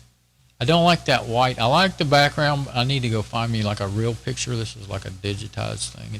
The waterfall's been faked, but it's too bright. I can't look. You see, way up there, it's just too far up for me to read it. It gets smaller, and it's just up there too far. There we go. That's good enough. Maybe a little bit more like that.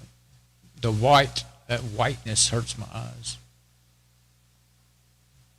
Okay. Now see, here's a real good, a good view to be looking at, though. It helps you understand what's going on with the drive. This is that's what I was trying to say, logical volume. LVM. Fedora has always, since Fedora 5, when I got into Fedora, I had to learn about all this logical volume stuff. I know how to work with it and everything. There was even a GUI tool for working with logical volumes. It was awesome, but you were supposed to be able to like resize drives and move things around without losing any data. I never did it. I was scared it wouldn't work. I needed to, but I didn't on my old machine, like Fedora 14 or, well, probably before that. But anyway, it has gone away since, I think, Fedora 14. I still have it on my old machine with Fedora 14 on it. I can't let go of them because there's especially, you know, everything being open source and free and volunteers doing it, building these programs and maintaining them. After 5 or 8 years, sometimes they'll just quit being made, and they're not. But they'll still work if you still have it on your, you know, older version. Okay, so anyway, this is the boot partition. That is the LVM with my home. They didn't used to do it this way, but they do now. Home and root. Root used to be its own separate partition.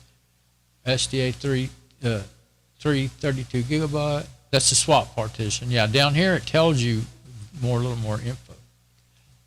And then what's this one? I think I need to make it wider to be able to read it. or else maybe it won't come up. They've started doing this. Sometimes I think maybe I can do that. Yeah. Okay. Yeah, you can do that. Some programs you can't do it. You can't ever. You're never going to read the words because they make them to fit. It's like they're trying to make a whole real operating system fit on a phone or a tablet. It just aggravates me to death. I didn't buy a 42-inch monitor to not be able to read everything. I bought it so I could. Same thing with my old monitor. It's a 23-inch, I think. And I was so happy when I finally got a monitor wide enough to be able to read everything without having to page up and down and back and forth. But then they changed the way everything's designed. At first it was just on the internet. Now it's in the programs. But anyway, this worked, and so stop graphic. So this logical volume, 136.7 gigabyte. That is that other drive. This is just a single drive all by itself, and it's just got free space on it. I know I had it formatted, so I must have erased it in preparation for plugging it into that other slot. Now, the elements. That is the actual drive right there. And then that's the LVM, probably of it. We'll see. No, it doesn't have an LVM. It's got NTFS. So no, I don't. We'll see what that is in a minute. So SDD1 is its label, and it will always get that same one once it's seen it. I think it does. If you unplugged it and then plugged another drive in and stuff, like say if I unplug this one, which I'm gonna do, if I can remember. What I'm saying is they don't usually like that other 8 terabyte in it. They won't usually swap, but I think if you're plugging in them, plugging that will happen. But I did do one thing with the 8 terabyte. Sometimes it wouldn't mount. I don't know why, but sometimes it wouldn't mount. I thought there was a problem with it at first, but then I finally realized it's something to do with the operating system. Well, it might still been something to do with the drive, but anyway, it didn't always mount, and it was aggravating to have to try to get it to mount. And so there was something popped up, I believe, that said, "Do you want to tell this to always mount?" Or I found it somewhere, in the settings, and I turned it on. And so it's mounted every time since. Unless there was kind of hardware issue, I don't remember it not mounting since then. And but I found out one day when I was fiddling around, like I want to unplug it, and then I was going to reboot the machine to do whatever, maybe install something on a USB stick or something like that, and I didn't want to accidentally have a brain fart and put it on that and erase everything. The machine would not boot up with it unplugged. If you tell it to, and that's the other thing. Fedora used to have to learn everything and understand how it worked to do it. And even if some of you had to, I remember you always having to edit the etcfs tab file so that drives would mount. Well, that sucked. They finally got it to where it was automatic for you and everything. But now they changed the wording, and they're always dumbing everything down to the point that it makes no sense. And if you already knew how it worked, you can't even figure out what to click on. They've been doing that since about Fedora 19 or 20. And I don't understand why. They're trying to make it easier, but it makes it, I guarantee it doesn't make it harder for anybody that doesn't understand it, because you'd have no clue what you're doing or what's going to happen if you didn't already know something about it. There's some things you got to learn to use it, and if you don't want to learn it, or you can't learn it, then you should probably just use something else. And that happens in Windows too. They've been doing it for longer. But anyway, I didn't know I was in a ranty mood. All right. So NTFS 12.73 terabyte. I don't want it to be NTFS. That's my whole point here. And I believe I will go ahead and use gparted to do the formatting. Now, what's this other one? And there's a view of there's a logical view, and then there's a physical view in there, see. Now, this is where it really is on the drive, I think. Doesn't look like it. What in the world? The physical view does not make sense to me. The older way they did it, well, I don't know if it ever did put it in the order that made sense to me, but at the beginning of the drive, I know that it's going to have this one right here. No, not that one. This one, root. Oh, 100 gigabyte. No, it's it's not even showing it. Okay, this is a new Blivet GUI. That's the newest one they have, and it's doing that. At the beginning of the drive, let's go look at that same thing. Okay, SDA. At the beginning of the drive, it's even in the right order, SDA1. That is the boot, 1 gigabyte boot partition. The LVM, this is actually LVM2 now. Well, it's LVM PV LVM now. LVM2 PV LVM, that's its full name now. It changed. It's different than the way it used to be with just LVM. So on the LVM logical volume management, that logical volume is 650 gigabyte. And then there's the swap, 32 gigabyte. Now, yeah, when I built this system, I think I did this the way I wanted it, not the way it was defaulted. But let me get out of there before I mess around and mess up. Okay. This one it's not making sense to me the way they're doing this now. So it's a perfect example. Then. The other one, I don't know if, yeah, there's another one that the older one, it's called Genome Disk. I know what it's called. So I need to go find it.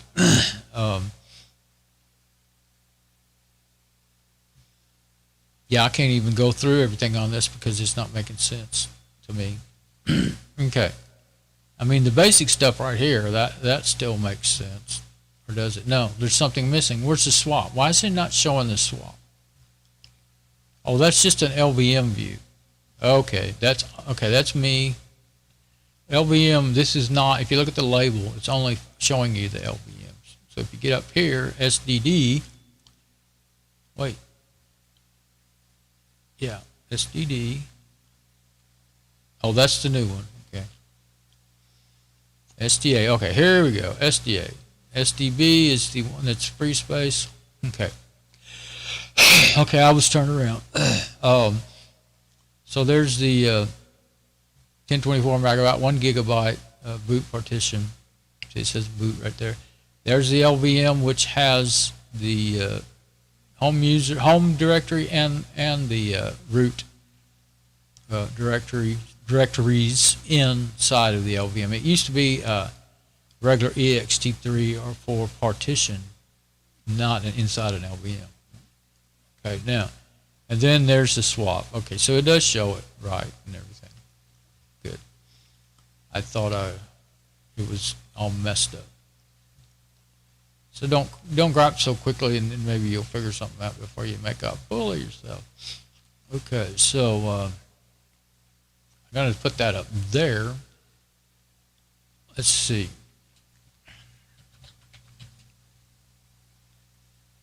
You know what? I think that was the one. I kept seeing it, and I kept saying, no, that's not the one I'm looking for.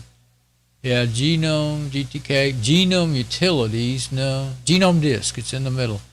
This is it, but it's not displaying it that way. So that's why I missed it. That is Genome Disk, and it is the other one. I think I might have learned on Gparted first.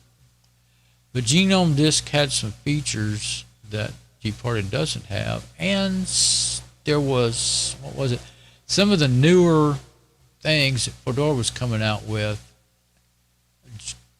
It was LVM2. For a while there, it couldn't, you could delete them, but you couldn't make an LVM2. Or you couldn't work with LVM2s. You could work with LVM1s, but not 2s. I don't know if you could ever actually make an LVM partition in Gparted. I only fooled with the LVMs when I was installing an operating system. But like, if you're doing all kinds of other things, then you will maybe want to fool with them. So this one is got very tiny text, can't be read. That's one bad thing. Making it bigger, I don't think helps. Let's see. Nope, just makes a whole bunch of gray. That's why I decided to leave it like that. Finally beginning to learn you don't always want everything super big. So that one says it's 734 gigabyte, but the others say it 633 or something. Yeah, it's kind of weird. Now, that's something you'll have to get used to, because that's what happens with these disk programs, disk management programs. But, and this one, if you want to see the different things, you click on these. That's why I kept doing that. You click on these, or you won't see it down at the bottom there.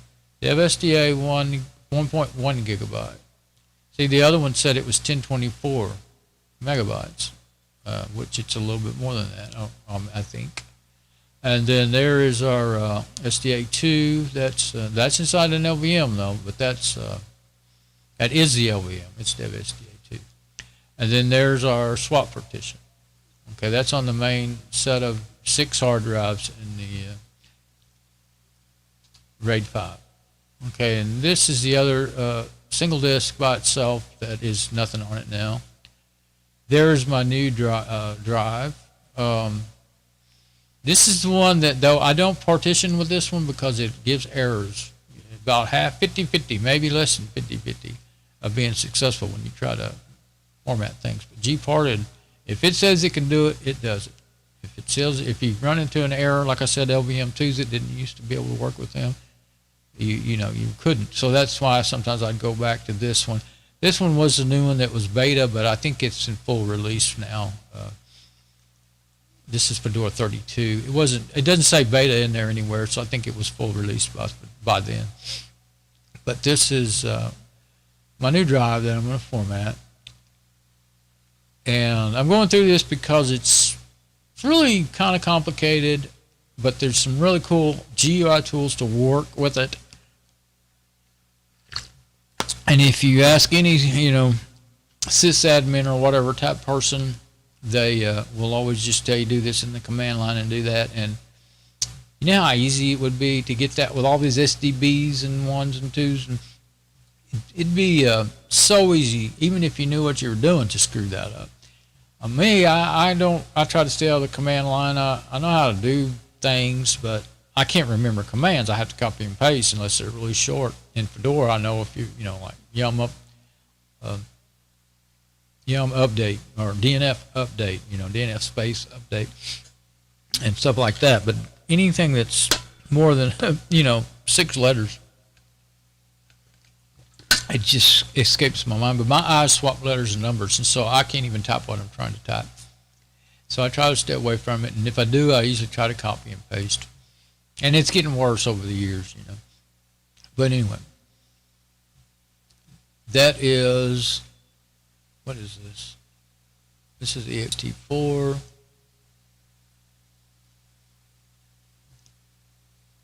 $107 gigabyte. Okay, LVM root. There you go. There's a view of what root looks like inside the LVM. This program shows you that. Okay, and then the other one is home, 591 gigabytes. So that's the actual spaces I have in each thing.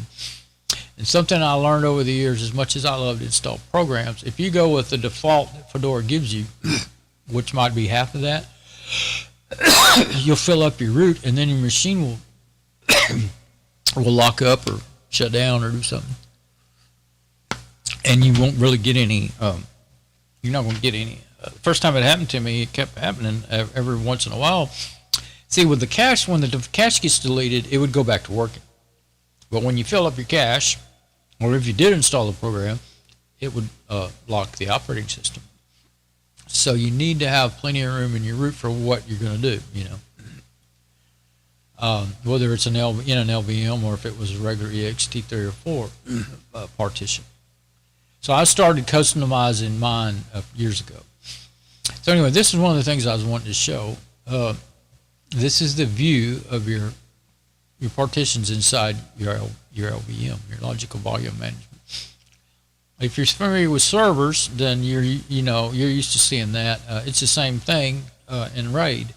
Might be a word or two here that's used that's a little different, but especially from the way I'm talking, because I'm going in circles. But anyway, I'm going to get on the drive that I want to be working with. Okay, see, 12.73 terabytes is what it says it is in Blivit GUI. It just says 14 terabyte and 14 terabyte free in Genome Disk. and but it agrees gparted and Blivet that they like Fedora encourages you to use Blivet and don't. I think I had to go find this and install it. It has some features that I don't think if Blivet has it, I don't know how you do it.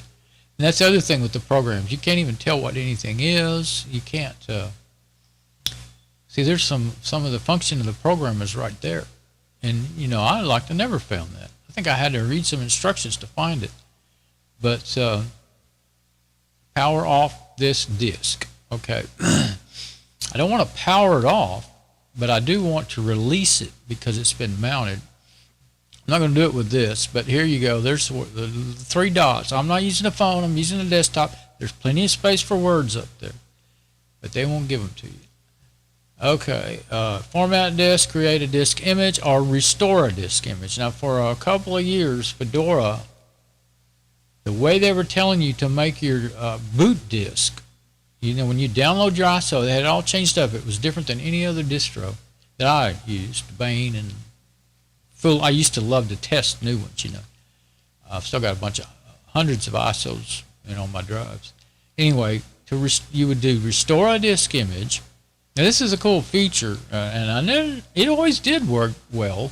I always used other programs, Parted Magic, and that's a boot disk, but I can't think of the name of one I used. But there was one that I learned to use, and it was real dependable.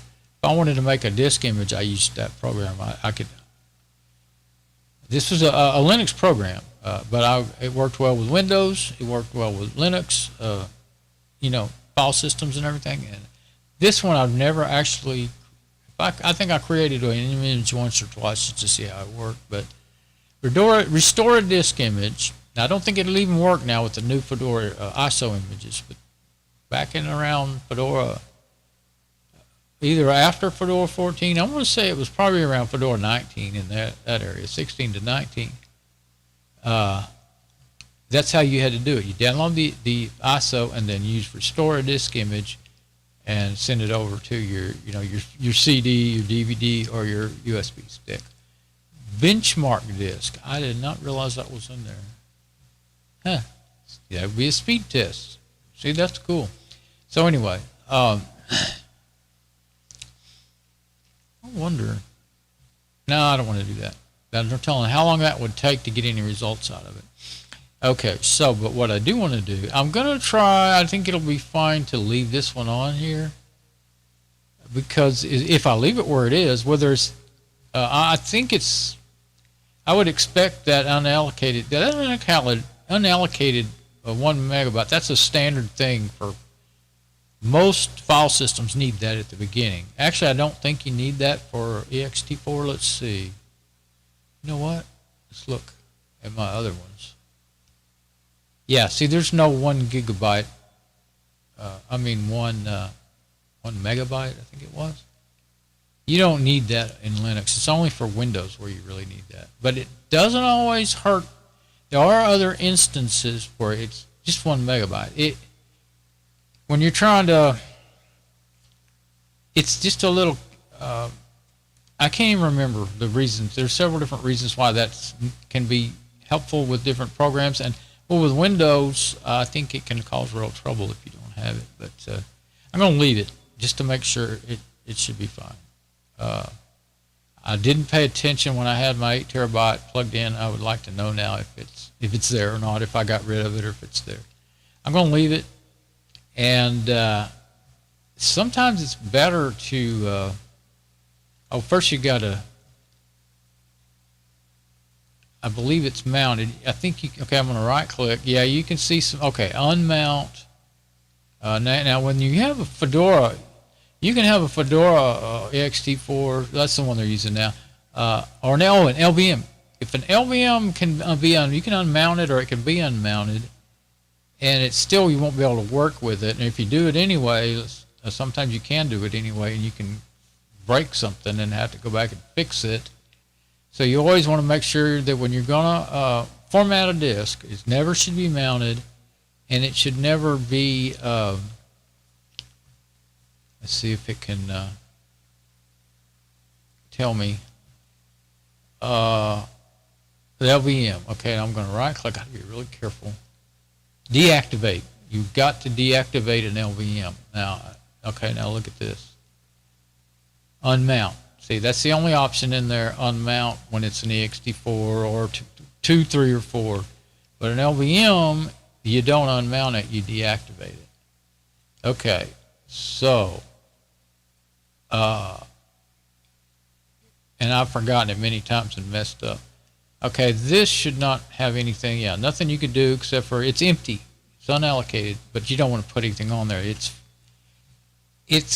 I'm going to say it kind of has, no, it's not caching. I don't remember. There are just certain file systems that just need, I'm not even going to try to say. I used to know it, but I can't. I'm running a blank here. Okay, so, but you know what? It shows it at the end instead of the beginning. It used to always be at the beginning. Huh. That may be why I think I had a feeling I got rid of it just to keep away, not have confusion. What's that? It's not. Oh, I'm going to leave it at this point. You can. Once I make this Ext4, as long as there's no data up in this end, that's the tail end. Because this G part, it shows it in the order it really is on the drive. You just drag that and stretch it, and it'll take up the rest of that. I had to delete that actually, no, you wouldn't do anything. It's unallocated, so you can just stretch it, take that up. But I think I will leave it. It's only 1 megabyte in it. I believe it's only really important to NTFS, but I can't remember for sure. So anyway, this is NTFS, not an LVM, so you will unmount it. It's down there, it's kind of showing the progress.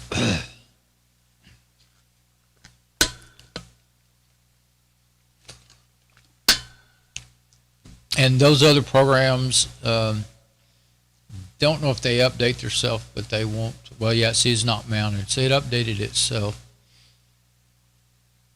It doesn't say whether it's mounted or not here. Oh, yeah, it's finished unmounting it, I think. Let's see. Yeah, see, now it doesn't, you can't mount it either. I'm kind of wondering why you can't, but that's fine. Name the partition elements. Well, sometimes when you're partitioning something, it's going to erase whatever name you put in there, so I'm going to wait till after. Yeah, see, there's resize, move. You can copy a partition. Anyway, information is very helpful in here.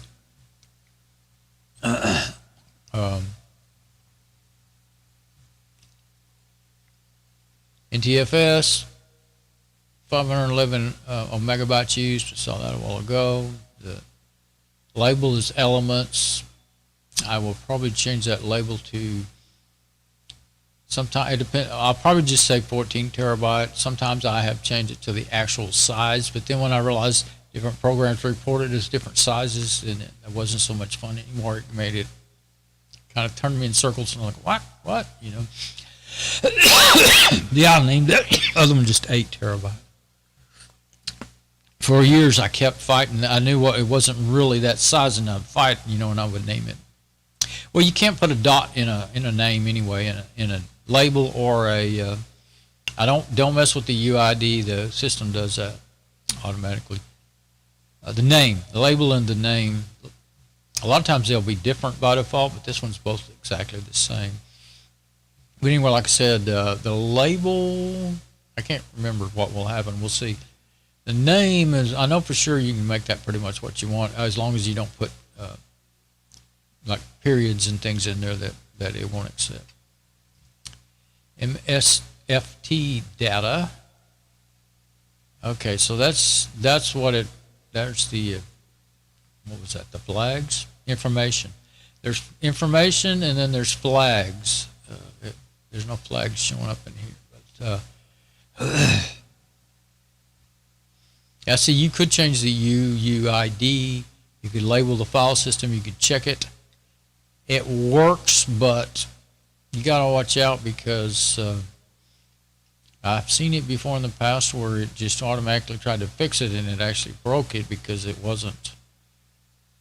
I think it might have been a Windows file system, because this is a Linux program and it does work with Windows file systems. Anyway, I just remember it causing trouble, so I kind of got leery of using that check. Oh, if you're mounted, or if it's an LVM and you didn't release it, that's where you get into trouble, I think. Okay, and I did that. Okay, format 2. Now, at the top of the choice is BTRFS. I still can't remember. I don't know if Windows can read that one.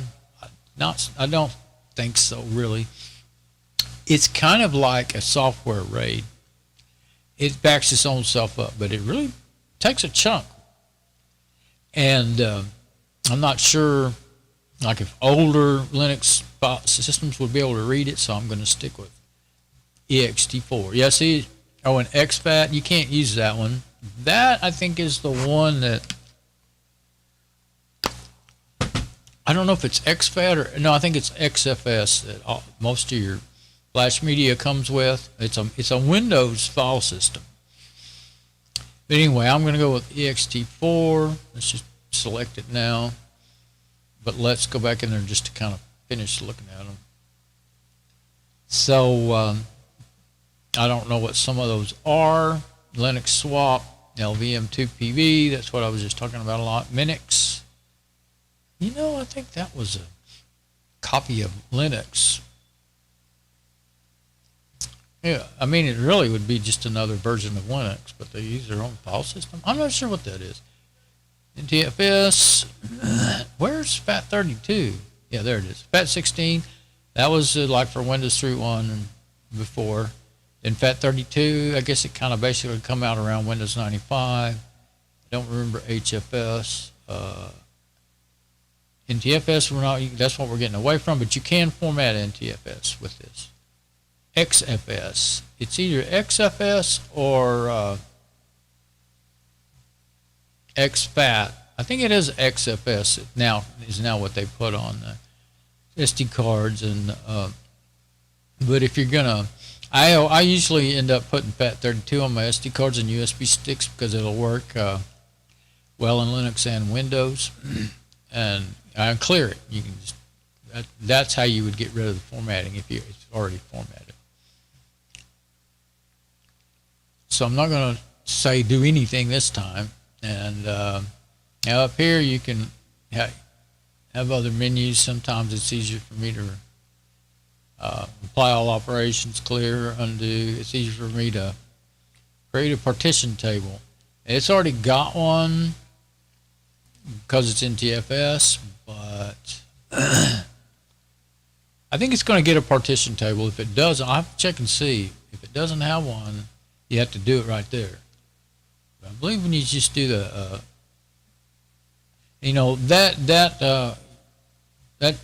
your drive wouldn't, if you were putting an operating system on it, well, it wouldn't even be read if it didn't have a partition table.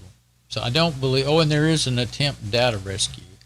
I've never used it. I think I might have played with it, but I've never used it. I've just always used test this. I learned it long before I learned to depart it.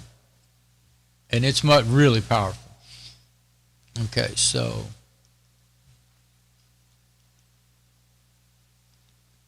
trying to get that where I could read that.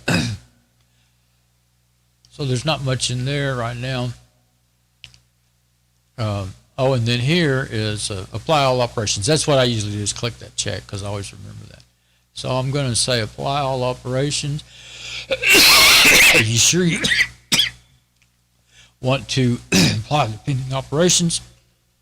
Editing partition says the potential to cause data loss of data. You are advised to back up your data before proceeding. Yes, you do not do this if you have data on there that you want. Make sure you're on the right drive because you can run your operating system. 1273 gigabyte dev SDD. Of course, that's the biggest drive. I've never had a drive that big, so I know that's the right drive. So I'm going to hit apply, and it will sit there and do that for a while. and I'm about to die here. I'm gonna have to have a break. So all I know to do is take the break, and I'll be back in a minute. Let's see. I gotta make sure what mic I'm on though. Okay, yeah, that's fine. I'll just leave it. You may hear some background noise. I'll be back in a minute, and it should be done when I get back. It may be done before I get up.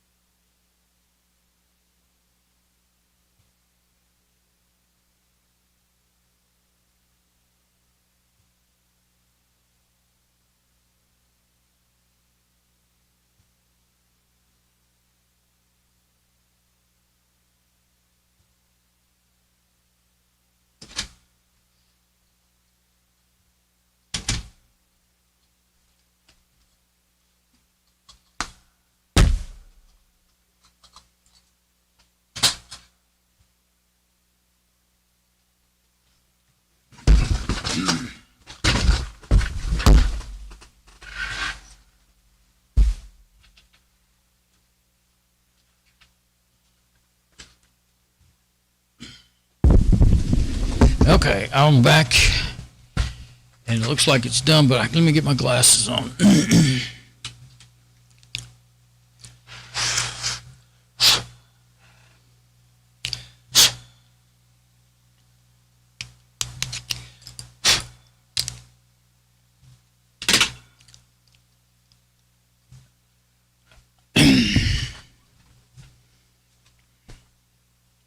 Let me make sure the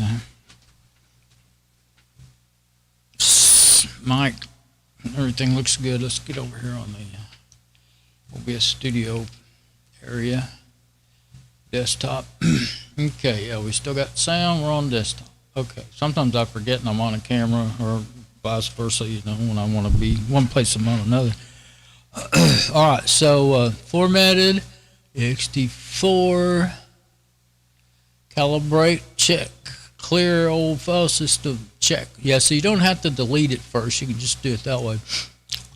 Seems like there were times when I had trouble doing that. It might have just been the older version of gparted. Or I forgot to deactivate or unmount it, most more likely. Okay, we got our ext, and you can save the details of that report is what that means. And I don't need that. Everything worked perfectly. See, it will...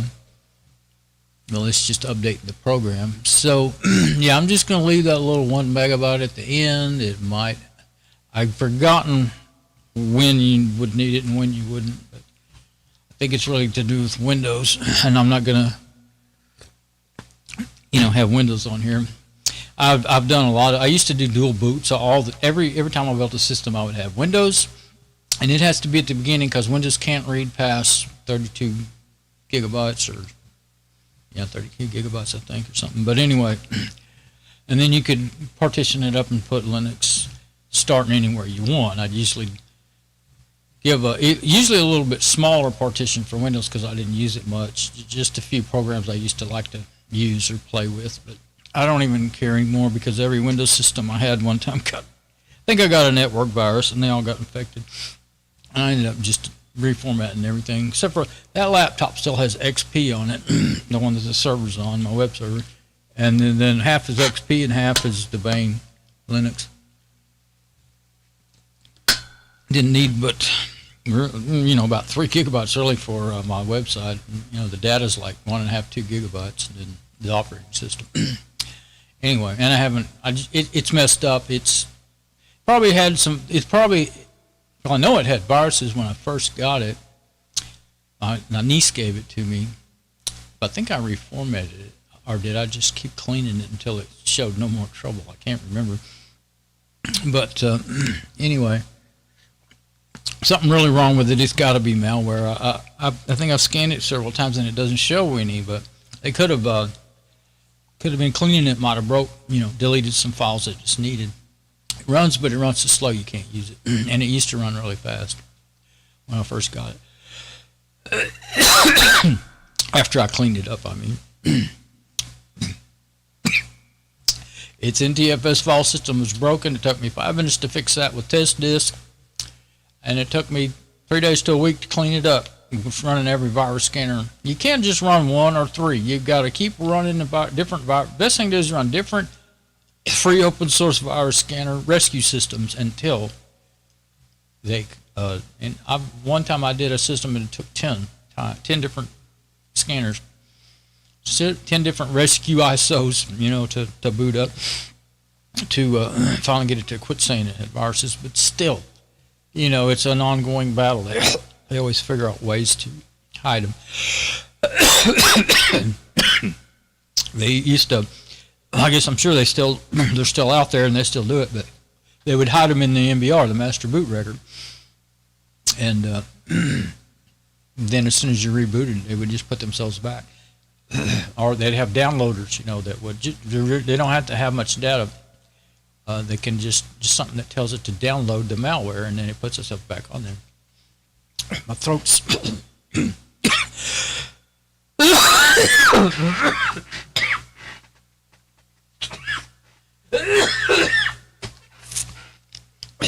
going bad again.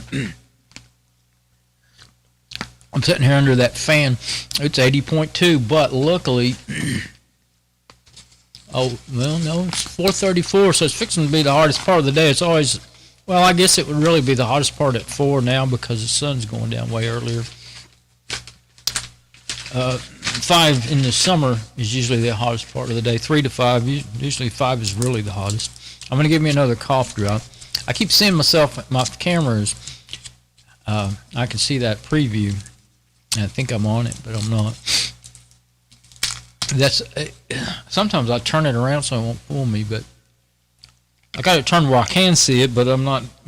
You don't want to do that. You don't want to look at that. You want to look at the OBS preview so you know what you're really showing. Okay, that's weird. It says used 1.92 gigabyte. Why would it be using that much gigabyte? I guess I just forgot that. MSTF data is what it's called. Now you have to, well, now maybe with a USB drive you might not have to, but I know with any regular hard drive you've got to reset. So if it's a regular hard drive in the system, you need to reboot. Yeah, with the USB sticks and everything, sometimes and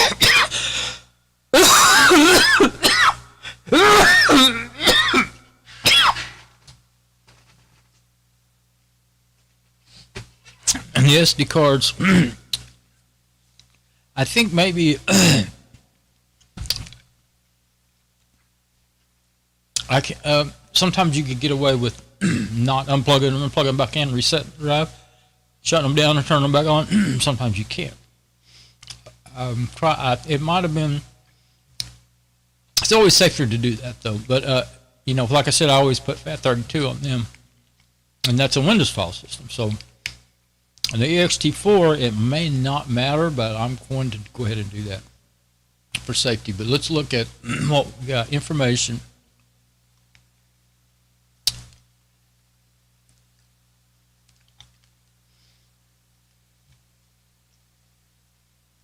I don't know why it says 192 used. Well, it didn't change what's left, so that must be how they present you with that fake space, you know, the 14 terabytes. Yep, 12, 13, 14. So it's not mounted, see, so you couldn't write to it right now. Now I could go and mount it, but I'm just going to unplug it, plug it back in, it should mount itself. Another way to know whether it worked right. The name, elements, flags, MSTF data. I hate where you can't even read all that. It's not something you can make bigger. Okay. What else? There's no label on the file system now. And you can change the name just fine, and I think I will do that. But I'm not going to mess with labeling the file system. Sometimes that's no problem. Sometimes it actually have to have been done in the right sequence, or you'll jack it up. What did it say its label was? I thought it said what its label was. Label. File system, Ext4, yeah, see, I don't want to mess with that. I don't think you want to do that. I think that would really, no, that's not the label. The label's right here. Okay, it's right above the long number. It just says unused right there. Okay, maybe it would have been right here, I'm not sure. I'm going to leave it unless I find a need for it. I remember that the name, you can fool around with it as much as you want, but the label, sometimes it'll jack you up. I don't know if it does. Again, I don't know if it only does that in Windows or file systems or in Linux too. I can't remember. I could check it. I'm not going to do that. Manage flags.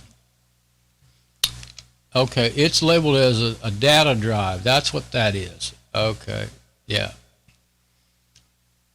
You know, if you want to boot to it, you need to go ahead and give it a boot label, but I'm not going to boot to that. So that's important, actually, and the default is what I'm going to leave it on. It saw that it was a data drive, I guess, and it did it right. I'm about to cough again.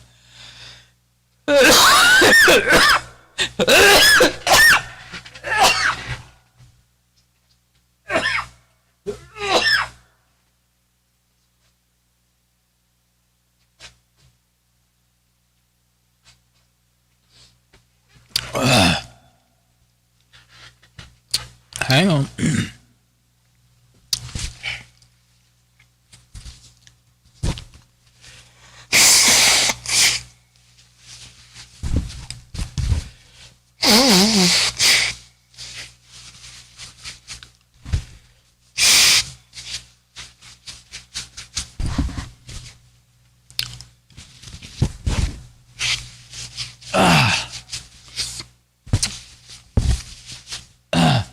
Sound like an elephant.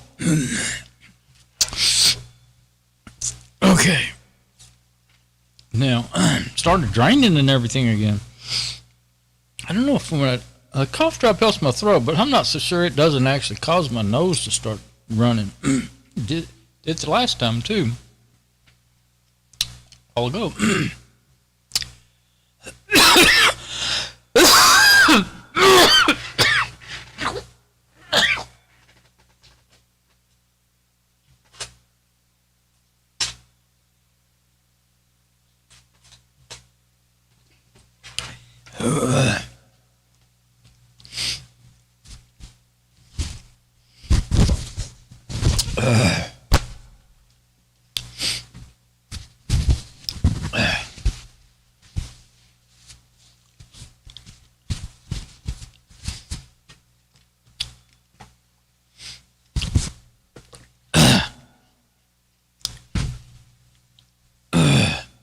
I forgot the last temperature call out I gave, but it's 80.2 in here now, and it's 81 outside, but that is in Fort Worth, and I'm about 15 miles from, or 12 something.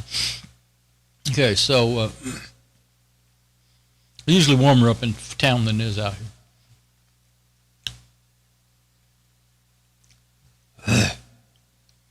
Name the partition. Yeah, it's elements. I'm going to call it 14 terabyte.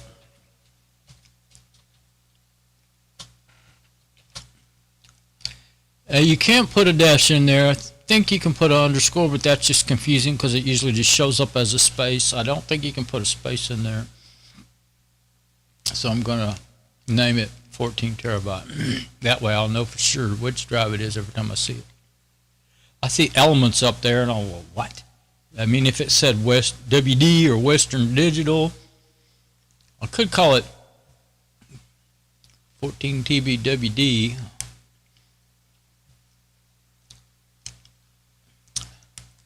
I want to leave it like that because WD doesn't. It reminds me of like WB TV network, and it doesn't click with me as a computer thing. So Warner Brothers TV network, one of the channels we have here.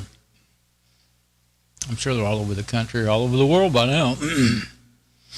Okay, so that is all I want to do with it. I'm going to, like I said, turn it off and turn it back on, reset it. Let's see if it changed up here in these other programs. It's not mounted, but I don't want to mount it.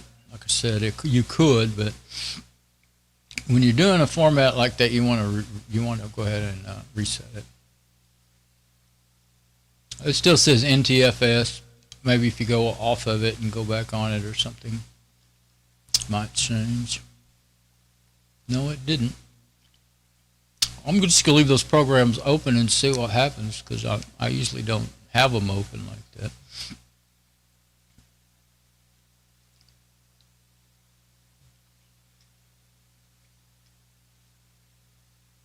Now that one did. I clicked off of it. Actually, I forgot to really look and see what it said right there. But anyway, it's showing it right. And this is the old one. See, that's the newer one. It doesn't do that. Maybe if I go on a completely different disk or something. Still says it's the NTFS. So see, that's the confusing thing. Would make it. You might think it didn't work or something. You know, if you're using that one and it didn't, it might update if I'd used that program. But I like to look at. Generally I will look at least genome disk and gparted, just so you know, I'm making sure I'm double checking everything and getting things right. So now let's get over here to the camera. Excuse me. Now I'm starting to try to hiccup. And, okay, make sure my mic's working. Now, see if I can bring it over in front. I was going to try and, yeah, I think I can get it up here. That's all I wanted to do. I was going to move the camera. I thought, man, that's going to be a pain. So I'm not going to unplug the USB. That would just, you know, unplug the data connection. I'm going to unplug the power. That's what you do to reset any drive, but with the, you know, there is a power switch right there.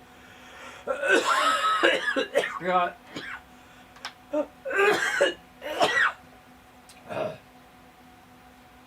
I forgot to get off the desktop. Dang it. Let's get back over here. Okay, so what I did, it hasn't come back up yet.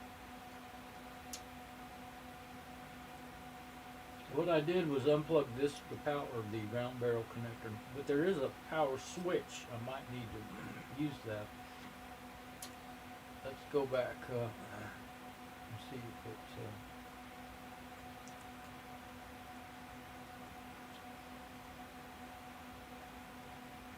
I'm switching off of it and switching back on. There. Yeah, see now it's updated.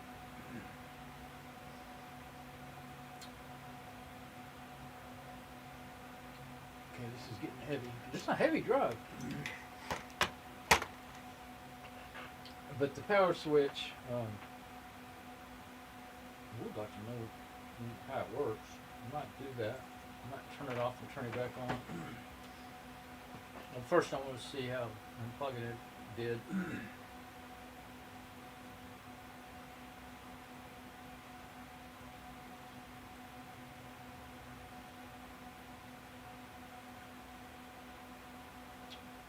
Did it change its position? What happened? That's 107, 147, 7. Oh, it's not in there anymore. Once I moved off of it, it refreshed it away to nothing.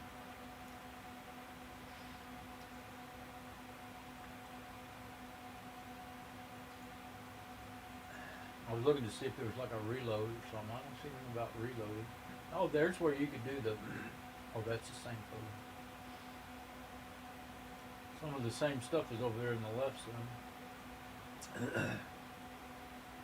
I might click on that benchmark disk just to see what it does after I'm done with what I'm doing when I get done. That still says NTFS.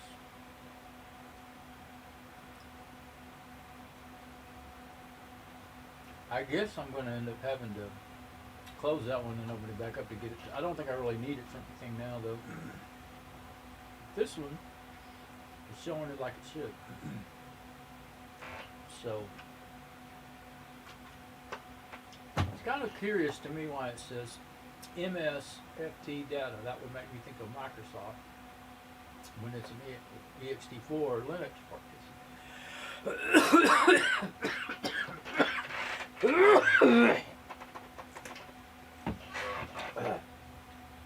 You know, NTFS didn't used to be able to make from what I remember, didn't used to be able to make a partition 14 terabyte. They might have changed it. They might have updated it. I haven't used it in years, other than on that C8 drive. But let me get on the camera this time. And yeah, there's a switch. If I can get it in the view. It's the light that's making it not show up. The lack of it or whatever. It's right there, it's the same color. Can't even feel it.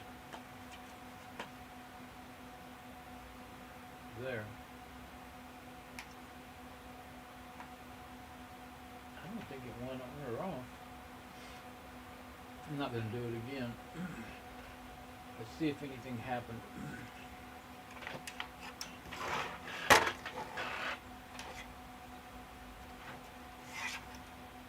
You might have to hold it down a little longer.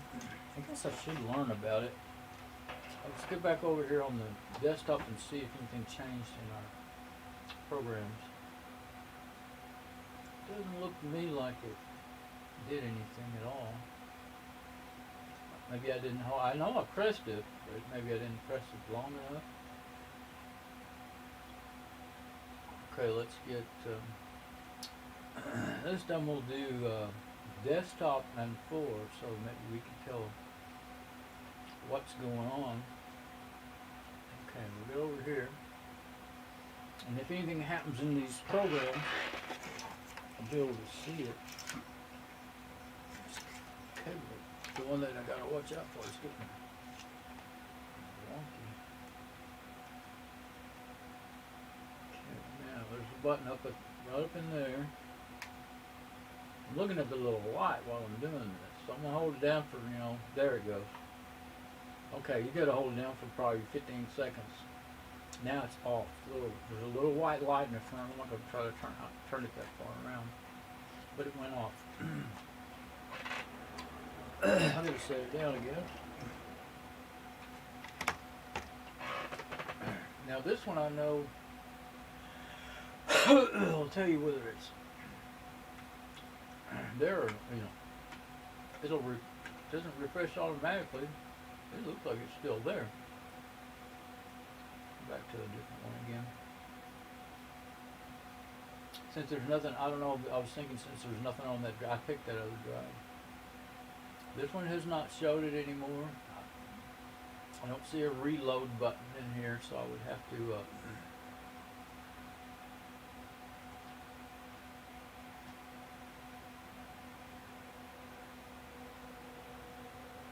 now that's still on that one.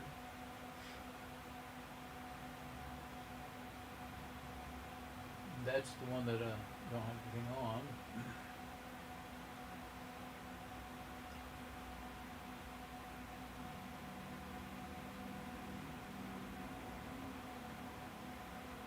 So the wording in there is confusing. See, that doesn't do anything, but that does. Yeah, those darker ones are just labels. They're all labels, so why do they do that? Okay.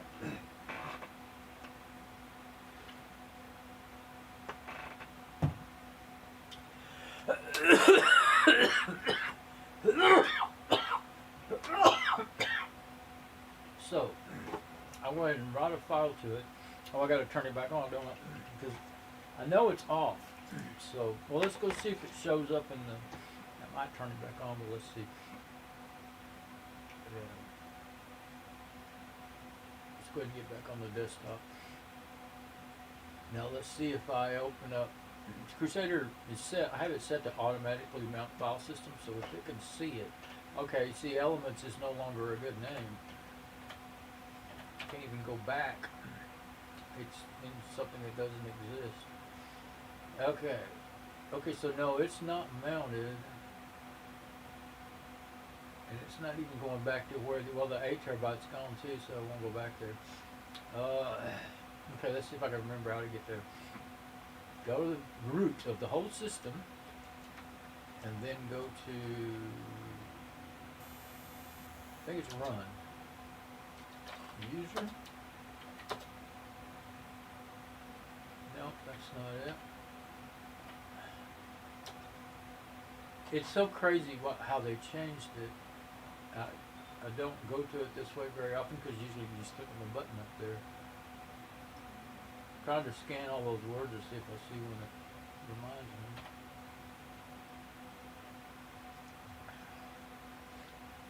Var is where your server stuff would be. I think. No, that's not where it is. That's the other thing. The bank puts some, like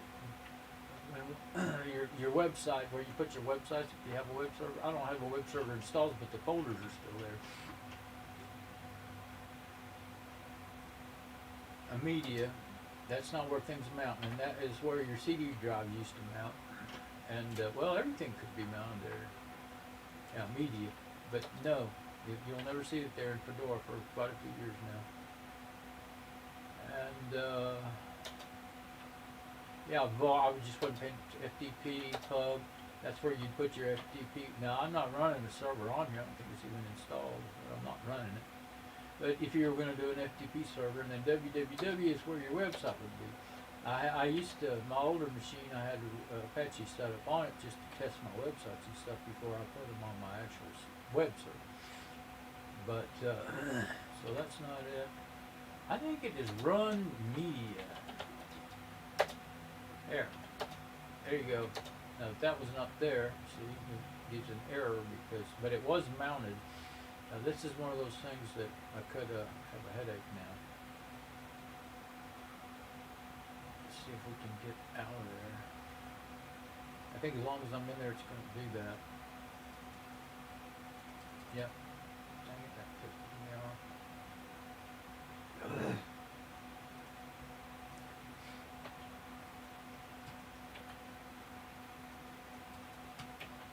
Can't do it fast enough to get.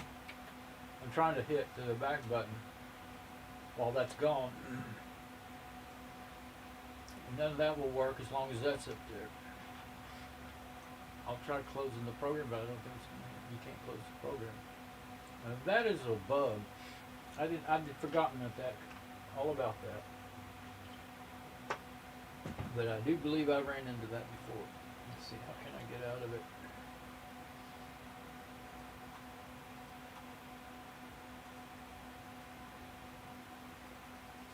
You can keep clicking and clicking and clicking and it won't get you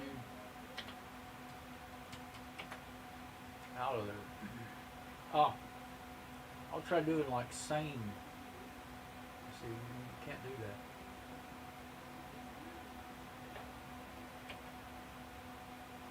It doesn't help.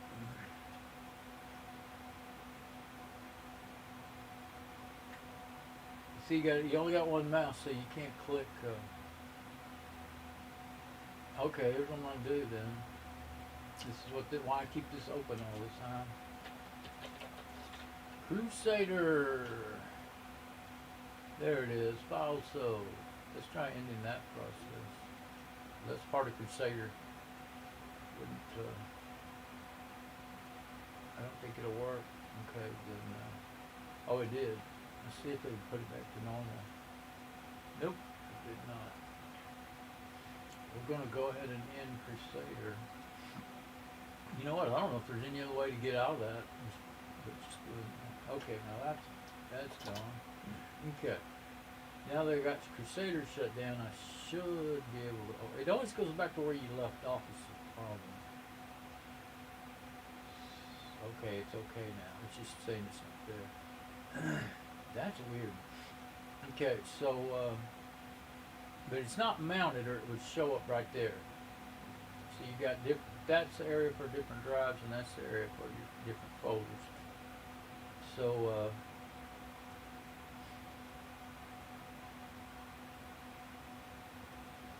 oh yeah, I forgot. You can't mount it. Okay, yeah. So it's not turned on. I don't think. Well, I knew that. I turned it off. I'm trying to see what the operating system shows us when that button's turned on. Those didn't matter anyway. We can see. What was it I was going to try to do? Oh, I wanted to go to. I forgot. See if that 8 terabyte drive would have been. Would have been there. Now run media, and if I click on Dawn, it'll leave me that way again because I don't have that 8 terabyte drive plugged in. I don't want it plugged in yet. Okay, so I'm going to go ahead and do forward desktop again. And there's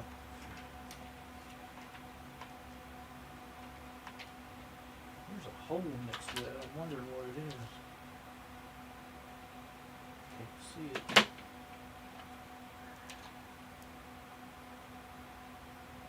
I don't know. It's dark in there. There's ow, be careful. There's a hole to my right. Yeah, it'd be to the right of the cables. I don't know what it's for. Okay, now there's our button. Can't even hardly feel it. Okay, you don't have to mash it very long to put it back on. Now you got your little white light. I'm glad it's not some big obnoxious light. You know, everything they made for 10 years is so obnoxious you couldn't stand to have it in the room. And I've got my, I've got this stuff in my room when I sleep and everything with me. And okay, now let's go see. Oh, the whole reason I was doing desktop was so that I could have this on screen. Let's see. Let's go ahead and get off the camera now. You got to be smart to use this fancy screen views. Okay, it's not mounted though. So turning it off and turning it back on didn't mount it. Yeah, it's not over there on the left. Sometimes it just takes a while to mount. Once in a while it'll do that. Especially when you're fiddling with them, turn them on and turn them off. But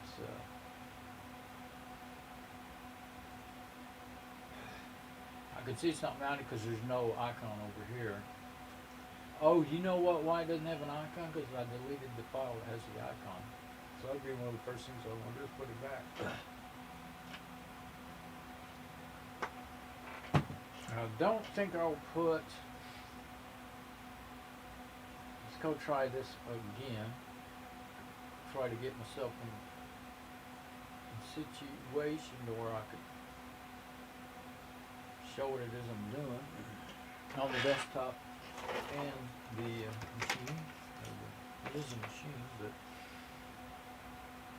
yeah, I have to stay like that. So yeah, I have to use the screen on the to do that on the camera itself. Okay, so I'm going to unplug it. Doesn't go away in this one or anything, but I think it will still update. Once I plug it back in, I'll be able to get it to work. And the light's on, it happens pretty fast. So let's see. I may end up having it whacking it out to where I have to reboot the server to get it to ever see it again. I hope not. That's something you need to know, you need to learn about. Oh, it mounted itself.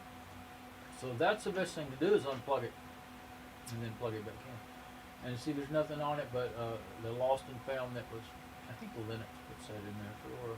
I don't like this file manager, so it still doesn't show. It is mounted. Okay, yeah, mount's not available because it's already mounted. But, so and that's all going to be the same. Then I don't know that will. Yeah, it's not good. There's nothing for it to change. And that's what it should say. So I think this is actually doing what it should do. This one here. Oh, there's 14 terabytes. So it showed up, and now you can see it. Okay. Because I was on that 107 gigabyte drive with nothing on it when it erased. Okay, good deal. Now you can see it's dev SDC in there. Oh, look at that. That's something I didn't know happened. It says it's dev SDC 1. That's, oh, yeah, that's the only 14 terabyte in there. I don't think you can make this. Yeah, you can't make that. That needs to be wider. But that doesn't help. So you're not going to be able to read that no matter what. I can't stand the fixed width on the. It should always, size to the text and let you read it on. Is what it should do. And if you need to make it smaller, allow you to make it smaller, and maybe you'll have to lose some of it. Or it can just always go around. Wrap around, just like a spreadsheet. You could just have it size to the text and then wrap around, and maybe at some point, if it gonna go well. Used to, it would if it was wider than the screen, it would wrap around. And they used to, and this is all the way back to, well, I don't remember Windows 3.1. I started with Windows 3.1, but Windows 98 did. And then Linux always used to. Go all the way from Fedora 5. Okay, now what are we on up here? That one still says NTFS. Let's see if we can go off of it, go back and see if it will change. Nope, it still says it's elements. So blue, it's not very good. Not good at refreshing. Oh. there's the one that's free space. I don't want to. No, none of those are. I got to thinking maybe I just need to refresh it. Reload storage. That one has a button for reload storage. Now maybe it'll work.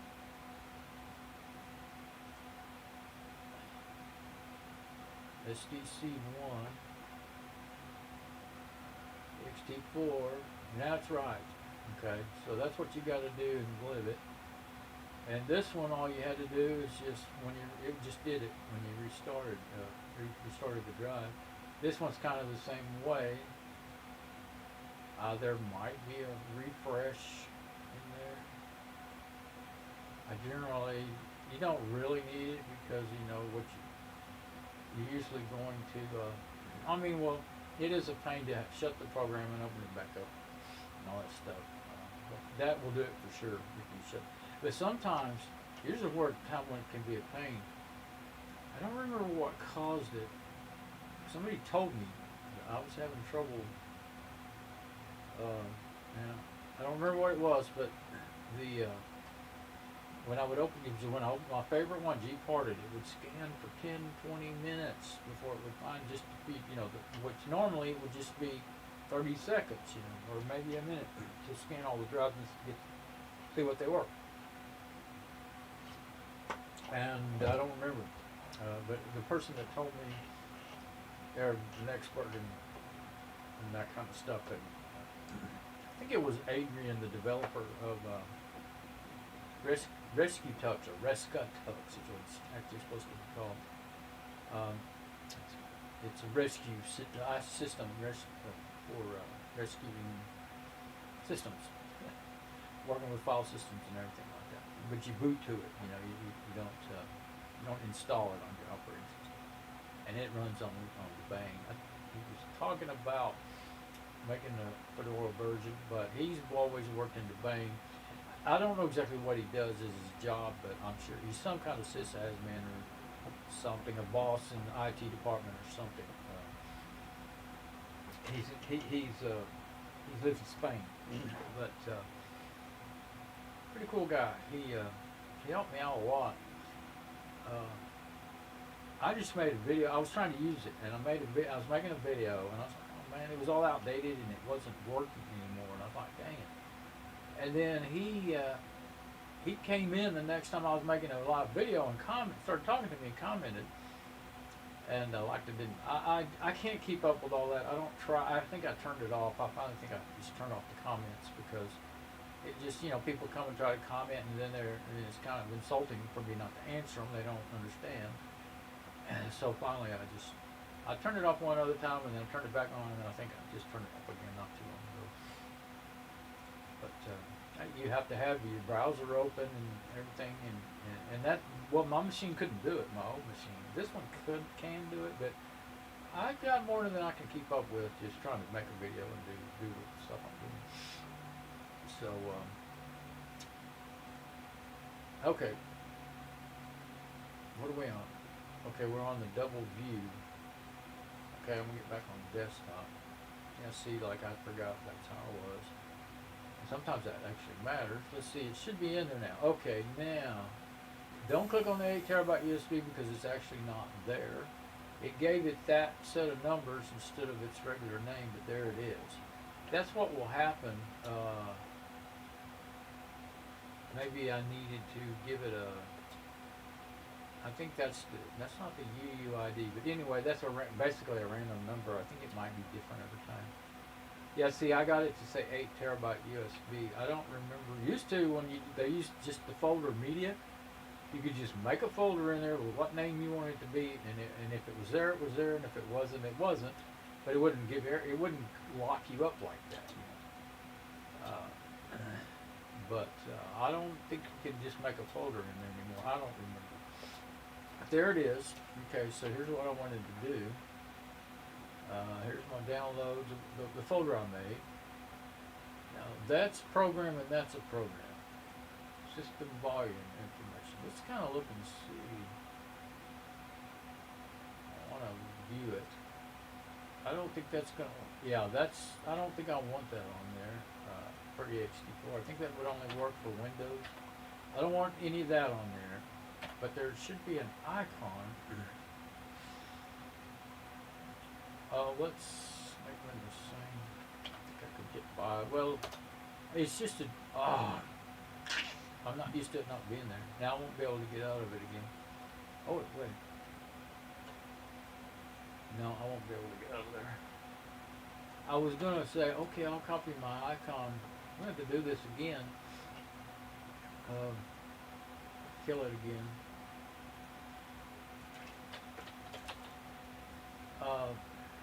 This time I'm just going to shut down Crusader because I think the file so will go away on it along with it. Let's see. Yeah, it's going away first. Okay, good. That's the simplest thing to do, and that's why I leave that open all the time, that system manager. I like this one because you can search in it to find your programs real quick and easy. Kind of need to break again. Okay, I have an icon that I had to manually put on my Seagate drive so that it would show an icon instead of just, but I'll have to do that later. It's got one, but it's, can't see it very good. But it says 14 terabyte volume. That's what you need. That'll be a quick difference. It's just my background is making enough. So, surprise, surprise, I think I'm finally done. I need to have another break, and there's no point in me going and leaving it running. So I'm just gonna end the stream here. That's what I really wanted to do today. And I'm not gonna try to get into the other 146 hard drive, gigabyte hard drives and stuff. I'll have to do that in its own video. That's probably the best thing to do. All right. Well.